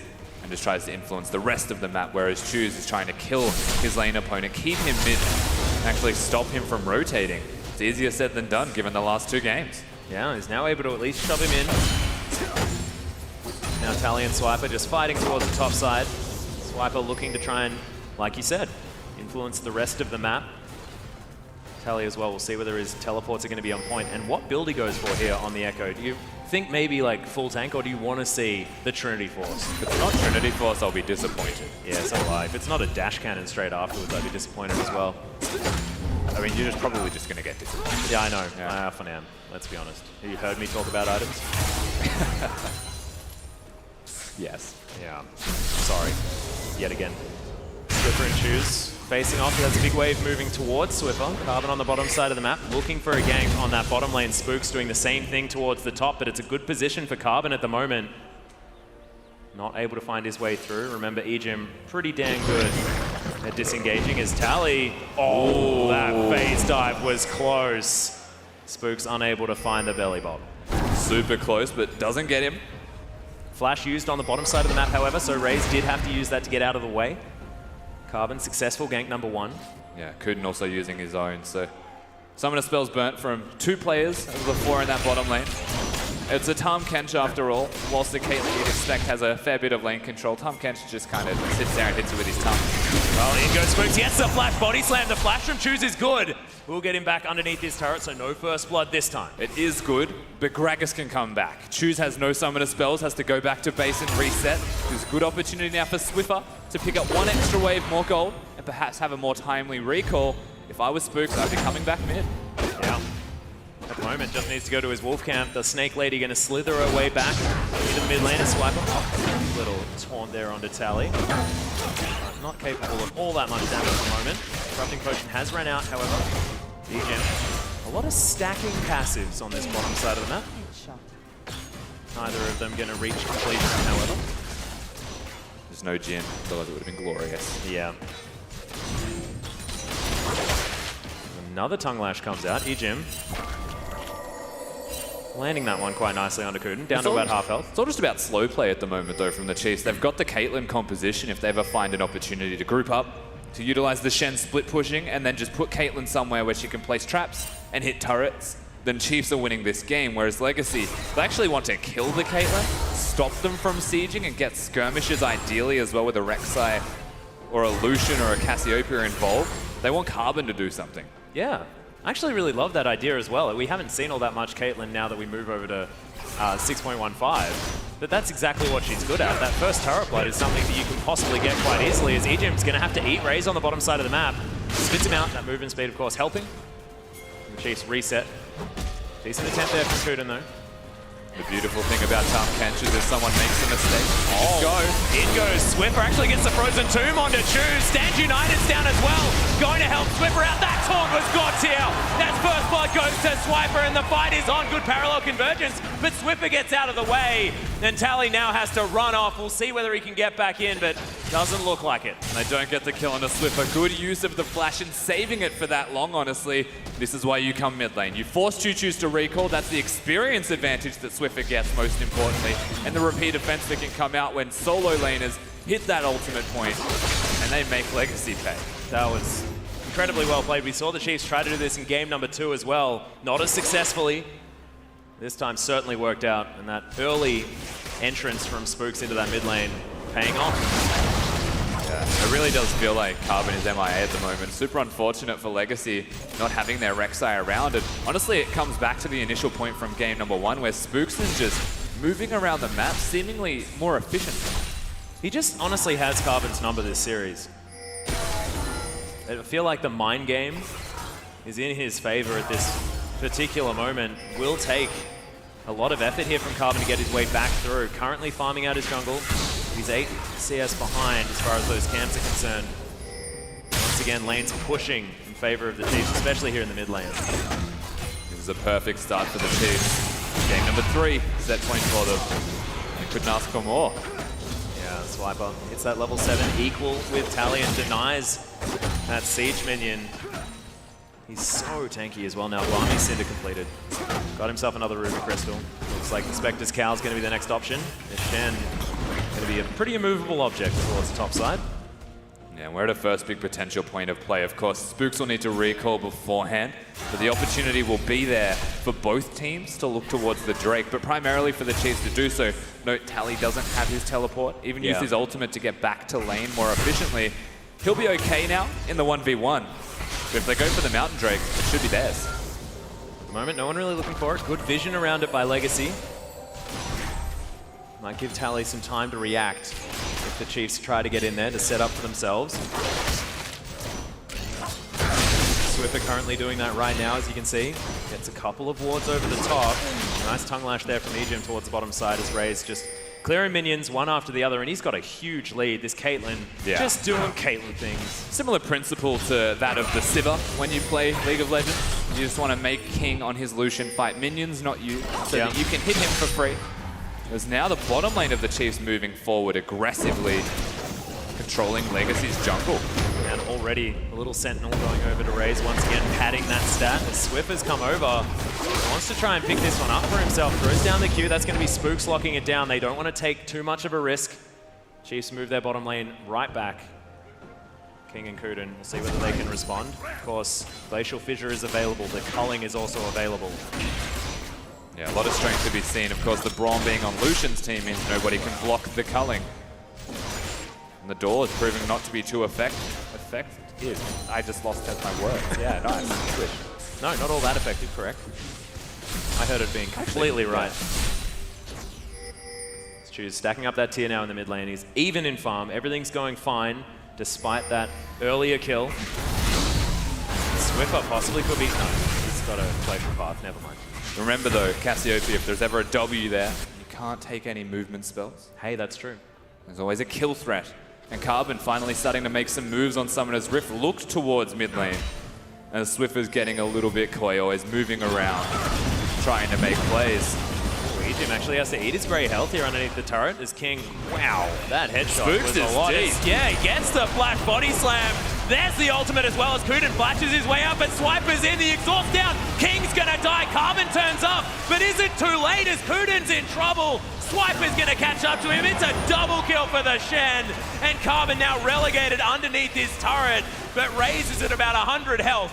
And he's having a bit of trouble working out where the heck to go. Yeah, he may die to minions at this point. Carbon's just playing pest. They want to dive him, get the turret. But he wants Raze. Teleport, there's the Norm though coming out of Ejim. Frozen Tomb picks up the kill. Spooks in trouble as Tally's grabs him, and Tally gets in the backside. Raze flashes his way out. Ejim's going to fall and Tally looking to catch up, but Choo Choo's underneath this turret is going to fall incredibly low. No. Lest these minions frustrate Swiffer, and they do. This is a disaster for the Chiefs as the Time Winder comes in once again.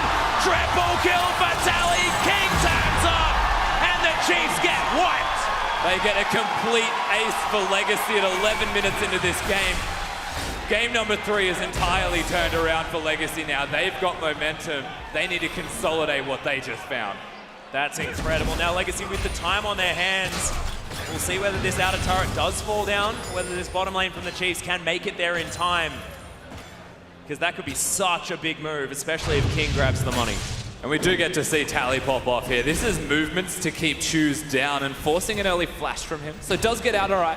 Ray is currently having an epic battle with minions. The problem here is he gets engaged on, heals at the same time as getting eaten by Ejim, so wasted spells. And that's honestly where things start to go a little bit poorly.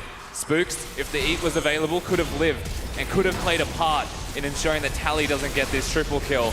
But that Echo, he just styled on everybody from the Chiefs. Yeah, just incredibly well played and good cleanup here by Tally. Choose also surviving. Would have been a big mental blow to the Chiefs because honestly, Swiffer almost cancelled that auto attack. It looked so close. But Chiefs do get towards this bottom outer turret.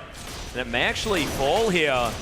Legacy caught napping just a little bit. That's going to be first turret blood going over to the Chiefs. Just Caitlyn. Yeah. Gold lead now secured well and truly. Yeah, so unfortunately for Legacy, they make a good play, but they're still being moved around on the map. On the opposite side of the rift is Carbon at the moment, at the enemy Wolves. But Chiefs take a turret, they immediately go to the Drake, and there's no response currently from Legacy at all. Yeah, well, Void Rush is going to come in. So at least Carbon makes it towards the bottom side, but it's too little too late. And remember, Legacy didn't have their teleport. They didn't have Tally available. They will collapse on Tally here. He needs to be careful. Yeah, Swiper's going to turn up. There's the phase dive over. He gets slowed. Swiffer gets the stun down. Good shield for Tally. Looks to clear out this pink ward. Blue buff is going to be the target here for the Chiefs. And Carbon's still looking towards it just with the P shooter, but doesn't find it. Really just being a pest at the moment, though, is Tally. And the only fortunate thing for the Chiefs in that respect is the Swiper's got 3 of the kills. It's 4 to 5, and 6 of them are in the top lane for each respective top laner. Both of them playing very well. Swiffer doesn't get the stun, but Legacy were ready. Swiffer's in trouble. The ultimate comes down, but he's going to get destroyed way too fast. Legacy waiting patiently. They've changed their strategy here. They're moving up towards the top side. They look towards Swiffer so that he can't look towards the rest of them. They've completely adjusted what they were looking towards, and their focus shifting in a positive direction. Yeah, this game's still very, very close, but it does look like Legacy have got some of their pizzazz back. Looking forward to seeing whether they can continue to make further advancements. It also coincides with Caitlyn having an item drop to the Ghost Blade of King. Yeah, so there's plenty of opportunities for Legacy in the next 2 to 5 minutes before he completes an item to actually start making some plays. That kill in the mid lane is a good first step, but King just doesn't have vision yet. They really need to set up. Well, Tally will make this minion wave crash in this bottom outer turret. Hasn't taken very much damage at all, though, just Caitlyn. What it does do, that situation. Nice Pistol Scepter now completed here from Swiffer, as well as the Lucidity Boot, so 20% CDR, as well as having that flash and teleport available a lot more often. Yeah, this early in the game, we're starting to get those big item spikes once more for each respective team. The Trinity Force is the biggest one, though, for Tally. Yeah. He should be able to duke it out with Swiper and win now with his dueling item. Especially now with 6 stacks on his Dark Seal as well, really cashing in on that triple kill from earlier. Timewinder still looks to do about nothing here to Swiper with his Spectre's Cowl and his Sunfire Cape. Not too much of a worry here for the Chiefs top laner. This is the Cannon Creeper, so that is just a disaster. Nice stun there from Tally. He's just trying to frustrate the Shim. It's all about hitting those 3 stacks, though. Swiper's health bar does go down whenever he connects the passive on top of everything else. Legacy still looking a little bit more aggressive now, though, trying to make some plays. They're the ones moving into the enemy jungle. They're the ones making the proactive moves, like you say. Raze does have a lot of flat AD as well as that attack speed, but you're right, there's no completed items here from this Caitlyn. Needs that Hurricane, needs the Infinity Edge. Yeah, and he's a while off if he's going towards the Infinity Edge. He needs to finish the Hurricane because of his item slots at the moment, not being very efficient. Yeah. And the Chiefs might just hold on till then. Well, Swiffer actually going to lock down Choose. The cleanse comes out, but there's the Petrifying Gaze. The slow comes in. Good flash from Carbon, and Swiffer gets himself out. Tally now in trouble. The tower shot's going to come in. Ejim eats the Echo, and he's going to pick up the shutdown. King and Kuda now waiting off to the side. Ejim might face check. Winter's Bite lands, but Raze is going to turn up. The sandwich now on the bottom lane of Legacy. The Black Body Slam, the Flash Dawn, and King taken down so low. Good ultimate comes out of Kuden, but he sacrifices himself. Choose is going to die. Whoa, the ace in the hole was close. But that's going to spell the outer turret, and the Chiefs bounce back. It just happens every single time. The Chiefs are coming up so clutch, picking the engages, almost reactively to that of Legacy, though. The Shen's massive. The Gragas getting flash body slams and setting his team up is just incredible. Spooks is still having the series of his life. Spooks and Swiper are honestly playing the best I've ever seen them play. This is unbelievable. That duo play with the flash body slam, the flash taunt was exceptional. Yeah, and they, because of this skirmish, are able to get themselves past the item drop that the Caitlyn's experiencing, closer to that Infinity Edge and has a completed item. Works out so well. Yeah. And even more wave clear to come in. That Piltover Peacemaker wasn't enough. Now that Runan's going to be very, very happy. Only about 1,400 gold away from the Infinity Edge at the same time. 2 items feels pretty good for Caitlyn, but not the best. Want to get to those 3 item, 4 item situation for this grid-based carry. Yeah, definitely does. And he should be fine, honestly. Set up for it now. Yeah. The Chiefs are just able to cruise around. Ocean Drake could be the next point they look towards. Oh, not even a necessity though, because again, they're a siege composition. The best thing that they want to do is hit turrets and force Legacy to come towards them. We saw the reactive play already in that middle lane. Yeah, and talking about Siege, these traps are now being set up. Carbon looks for Ejim. There's the ultimate immediately from Swiper, though. Teleport from Swiffer. Kunin's getting taken down low, the double taunt, and there's the explosive cast. Kunin explodes, and Carbon's gonna follow. Parallel conversion, four-man stun. King, massive damage in the backline, but Choose can't find his way through. Swiper is gigantic. Tally falling down low, another good taunt is Tally. Okay, King able to lock that one up. Choose takes down Swiper. It's a 2 for 2, and it's a slugfest between Chiefs and Legacy. We need to take a second to appreciate how much work Tally just did in that fight. And the fact that it was still this close really goes to show how tough it's going to be for Legacy past this point. A 4-man stun into a 3-man ultimate from an Echo that is massive almost turns the tide of that engage. And Choose as well. I mean, his ultimate did a heck of a lot of work.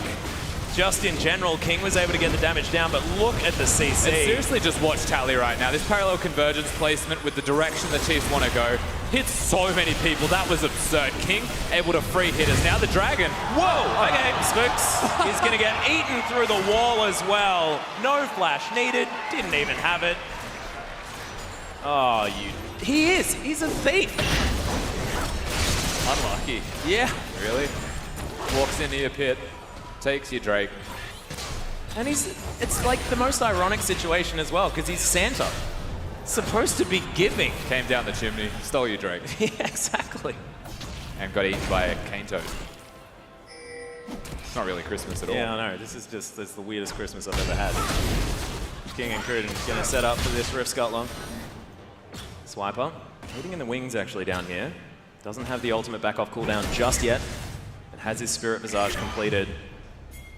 Back to the Void goes Harold. There's the Abyssal Voyage. Tally looking for the stun. Could possibly get it. Uses the ult. Gets himself out of the way. But the belly bop comes in. Swiffer's going to have the damage as Ace in the hole cleans it up. Ray says, that'll be my kill. Thanks, yeah, they even gift the kill to the Caitlyn. The Chiefs now looking towards a Swiper. Yeah, and a whole host of trouble. Doesn't get stunned. Nice use of that W to stop a lot of the damage. But the taunt ain't going to do anything with when he's dead. And Legacy trade for the trade. And unfortunately for Legacy, though, it does feel like an afterthought. The Chiefs are currently pushing towards the inner turret on this top lane.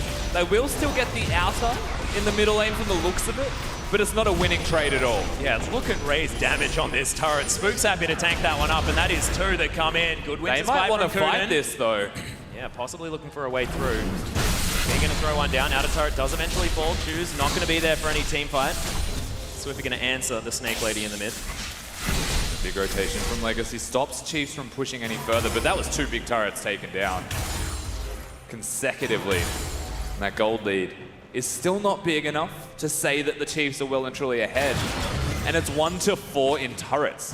That's a big deal considering the gold's this close and there's 3 turrets available for Legacy. Yeah, if a fight ever does break out and Legacy take it, especially convincingly, then that could just be the whole gold swing all the way back around, especially if one of those Barons is picked up.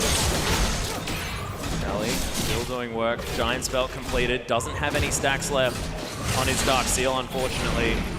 The Merc Treads are there. He's getting tankier and tankier now. We'll see whether he can be exactly what Legacy need. He's 40 CS ahead. The Echo, like you said, massive. Yeah, definitely is. Now the Baron is standing. You can see it there. Ward's being cleared at 21 minutes. It's a little bit early, to be honest with you, for the Chiefs team composition. What about this? There's the body slam. Explosive cask avoided. That's because of the flash from Choose. Uses all of his buttons and gets out. Yeah, has to cleanse to flash away, but does get away. And again, the reason that the Chiefs are placing these pink wards and all of this vision control near the pit, strictly to try and catch Legacy rotating towards it. Carbon at least does have his Tremor Sense, so can spot the Chiefs, even if they don't have that vision. Thankfully for them, don't really need it. They do manage to get a ward in the Baron pit, now being pinged out by the Chiefs. And Swiffer, of course, very, very mobile. Will be able to clear the ward and get out. He doesn't want to actually get hit by Baron. Thankfully, he can use his claw, get out safely. Legacy, they need Choose. That's what they need. They've got Tally in this third game. He's doing work. King has been doing a lot of work this whole series. He has been doing his part to win. He has. Just feels like Choose hasn't really shown up yet. This is a great opportunity for him, though. Lots of kill involvement. Oh, Spooks and Ejim looking for a nice knock up there. Is Ejim going to try and run away quickly, but doesn't quite move fast enough. Stand United comes in. Spooks looking for the re-engages. Raze, lots of damage onto Kuden. Teleport from Swiffer will need to ult himself most likely, but Tally is going to be the focus. Raze grabs it with a crit to the head. Ace in the hold down onto Carbon as now King doesn't have the front line he needs. No. That ultimate from Choose was massive, but good exhaust out of Ejim keeps him alive. Carbon falls as Raze is plowing through this team. Swiffer gets the lockdown. Sonyas is there and avoids the CC from the Braum. Massive fight for Chiefs. Now the two carries from Legacy are still standing, so the Chiefs with no health bars can't push too far. They know that once they come back from the base, they'll be able to take them down. Just get what you can from a situation like this. No Baron should be looked at. Work around your Caitlyn.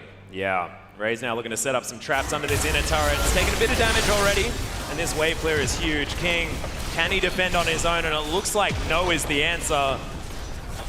This is Caitlyn's favorite place. Shooting the turret. And on the edge of a 3-0 victory now, Chiefs. Legacy is still here to play. That is a big lead, but that's not enough to win a game yet. Not yet. We are not calling this one anywhere near over. He's going to have a look at that last skirmish again. Yeah, Ejim saves Spooks a bit, and it's the Shen ultimate. Honestly, every single time that's been the difference. Telly comes in, and they think they've caught Swiffer, but really they just haven't, because the Chiefs are positioned so incredibly well to keep him alive, while Swiper is dealing with one of the primary damage sources. Just insane. This was good. But he was exhausted at the same time, so again, beautiful play from the Chiefs at a micro level, and then kiting backwards after this point, knowing that there's no point chasing further. Swiffer as well, getting that Zhonya's, avoids the stun from King. That was 3 for nothing. 5,000 gold, the lead approximately for the Chiefs. 5 turrets now to 1. Tunnel's gonna go. Nice ward there outside the Baron pit, giving a lot of information here to Legacy. Yeah, good ward, should spot everything. No pink wards available for the Chiefs, so they're not gonna look towards doing the Baron, you would imagine. Kill the Scuttle, there we go. He wanted to buy as much time as he possibly could, you know? That is a rapid fire cannon done now for Raze. He's got himself a Null Magic Mantle. We'll see whether it's Mercurial Scimitar, item number 4. There's Caitlyn. Never really looked like she was in a trough, and she's only getting more and more terrifying as these items kind of start coming in. Yeah, they're at a point where the Chiefs can actually execute on their team composition, hit that late game stride. And right now they're starting up a second Ocean. Yeah, it's already down to half health. Spooks and Swipe for the Dream Team at the moment. Ray's going to turn up, help out. There's the smite to lock it down. Remember, Legacy do have the Cassiopeia. A sneaky Baron would be something they're capable of, but they need to clear vision. They need to get some control of this map. Yeah, I mean, Legacy backs against the wall. I think it's safe to say, but with a Cassiopeia and a back against the wall, Chiefs have one direction that they can go. Yeah. And going forwards into a Cassiopeia ultimate is ultimately just death. Yeah, petrifying, some would say. It's a bit scary. Let's choose. He's clearing things out, building towards his Void Staff for item number 3. See whether he can actually pick it up on this back. We've got a QSS done for King, so that Frozen Tomb not as scary. And that's a Dead Man's Plate for Tally. Bit of extra damage, bit of extra tankiness. But he's 3-3-2 now. Very different from that 3-0 start to this game. Yeah, at least has his items now starting to come together, but it feels like it still doesn't compare to his opposition. Once again, Spooks 0-1-10. That Frozen Heart's doing a lot of work. Yep. To stop a lot of damage. We're just waiting for someone to actually go. Well, Swiffer might be engaged on here as Carbon as well. Raze has so much damage, gets into his tunnel network and gets himself out. Of course, Swiffer with his claw was able to escape at the same time. Yeah, nobody following. Of course, Choose was around the corner on the snake. So they show respite. Everything resets one more time, but every single facet of Legacy's advances has been entirely negated by that of the Chiefs. They are just one step ahead, and they're doing Baron. Yeah, they've got a Mountain Drake here as well. Ocean Drake going to help them. A whole bunch of that regen, but Legacy are going to be here. Stand United comes in on top of Spooks. Will they focus this Baron? Carbon unable to do it. He's also going to get taken down. The last crit bullet comes over the side, and Raze locks it up. Tally now in the back line. Good stun as Swiffer gets in by Ejim in the nick of time. Tally with the ult. Tally loses in. and gets the mid laner but falls down. Another body slam, 3-man barrel. Spook's going nuts. Swiper gets the stun, and that's the ace, and the Chiefs will move up mid lane. A complete ace now. Legacy have to watch as potentially their entire base starts to go down. The Baron buff to back up the Chiefs. They will get at least the inhibitor, you would imagine, with this push. Raze has a lot of damage here at the same time. Will they be able to push any further is the question. Will definitely be the end of this inhibitor. Legacy, 4 seconds on Carbon. Tally under 20. Kuden's going to be up. It's going to be just the inhibitor. Chiefs do back away. Empowered recalls and a whole lot more siege power as if they needed it. But we are 28 minutes in, and that's 10,000, the difference between both of these teams. They are set up, ready to get on that podium. This is dire for Legacy. Beginning to book flights to Brazil. One step closer now for the Chiefs. Legacy not out of it yet. People have come back from worse. But it is so, so difficult. Guardian Angel almost done for Tally. It's an Archangel's close for Choose. It will be a Seraph when it gets completed, but it has to be a Void Star first. They're close to fighting fit, they are. But 5 minutes maybe is how long they'll have to hold on for, and I just don't know if they can for 5 whole minutes watch the Chiefs just push them in. Yeah. Again, composition-wise, the Chiefs can just set up a siege, utilize Raze on the Caitlyn, or they can look for a neutral objective, place the traps, and make Legacy come at them. It's going to be another Mountain Drake here as well.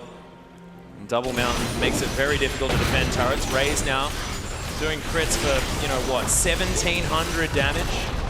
That's terrifying. Now that his Mercurial Scimitar is completed, only now needs something like the last Whisper item as Raze gets the crit. King takes half of his health bar. That is just dumb. Every bullet counts now. There's the shield coming out from the face of the mountain. And Swiper now split pushing on the top side against Tally. But Swiper's just an impenetrable fortress of a human being at the moment. Like, Tally cannot actually touch him. He will always be in these fights. That's a lot of traps. That is a lot of traps. 5. As you can see, Raze just running around in circles and then throwing rapid fire cannon shots at that turret. And then moving up, gets the autos. The Miasma is there, but look at that damage as the tower gets completed. Chiefs now pushing forward to the inhibitor. Super creeps have to be dealt with. Legacy just don't look like they have the answers. Raze so hot on his feet right now. And the Tahm Kench pick again. They try and go in. Tahm Kench just eats the Caitlyn, and they walk away. Oh, Swift is the one going in. 4-man snare as King's in trouble. Carbon going down low as look at the crits from Raze. Flashes forward, picks up the Braum. King's on the fountain. Legacy still have the damage remaining. Good stun comes out of Tally as Choose is trying to follow up, but the Chiefs are too far ahead. King melts. Double kill for the Caitlyn. Make that a triple as Tally gets exhausted. And Raze, welcome to the Chiefs. And welcome to your first OPL Finals victory as the Chiefs take down Legacy.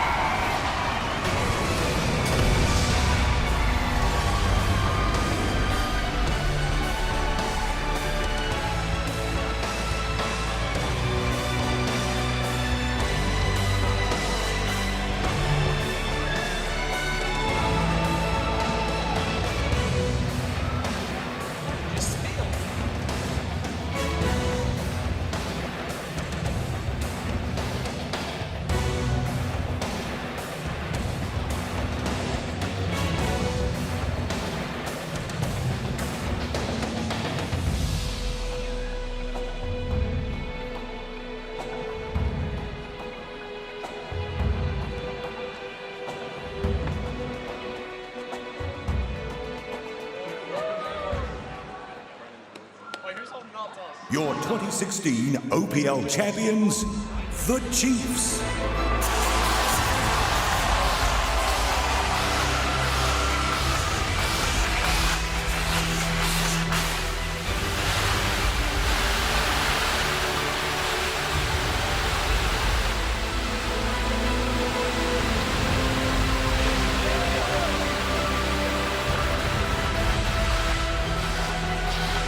One more time, guys. Give it up for the Chiefs.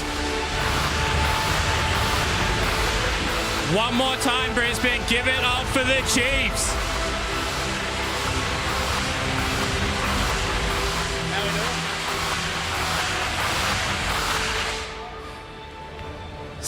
them one more time. You guys are OPL finalists, OPL champions. Tell me how it's feeling. Mate, feel pretty bloody good, I'll tell you that much. You know, I'm proud of the boys because, you know, we were a little bit worried going into this series, but everyone played their absolute best today and I'm so fucking happy.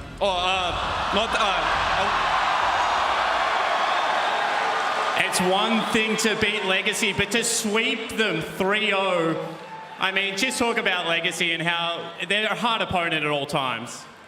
Yeah, Legacy always like bring it to us. As I said before, like we were a little bit nervous going into the series. I've never had this feeling going into an OPL final where I'm like not 100% confident we were going to win. But yeah, credit again to my boys. So proud that, you know, we played this well today. All right, eyes on the prize. I mean, you win the final. IWCQ just around the corner. New superstar AD carry. Are you guys confident going in? Like, Worlds is an absolute dream for us. And we're playing so well at the moment. So we are very confident and, you know, hopefully we can win. And what do you want to say to these people here and at home? Look, thanks for all the support, guys. Really appreciate it. The crowd was amazing today. So good. And hopefully we can represent Oceania well when we go overseas. Love you guys. I certainly think you will. Brisbane, that is all from us here. Thank you so much for joining us at home. We'll see you at IWCQ.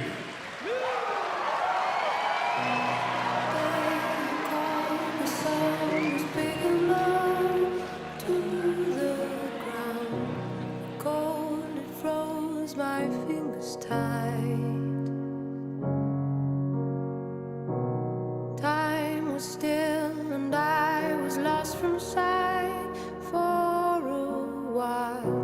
The call is new to turn me loose. You had my heart. I knew it from the start.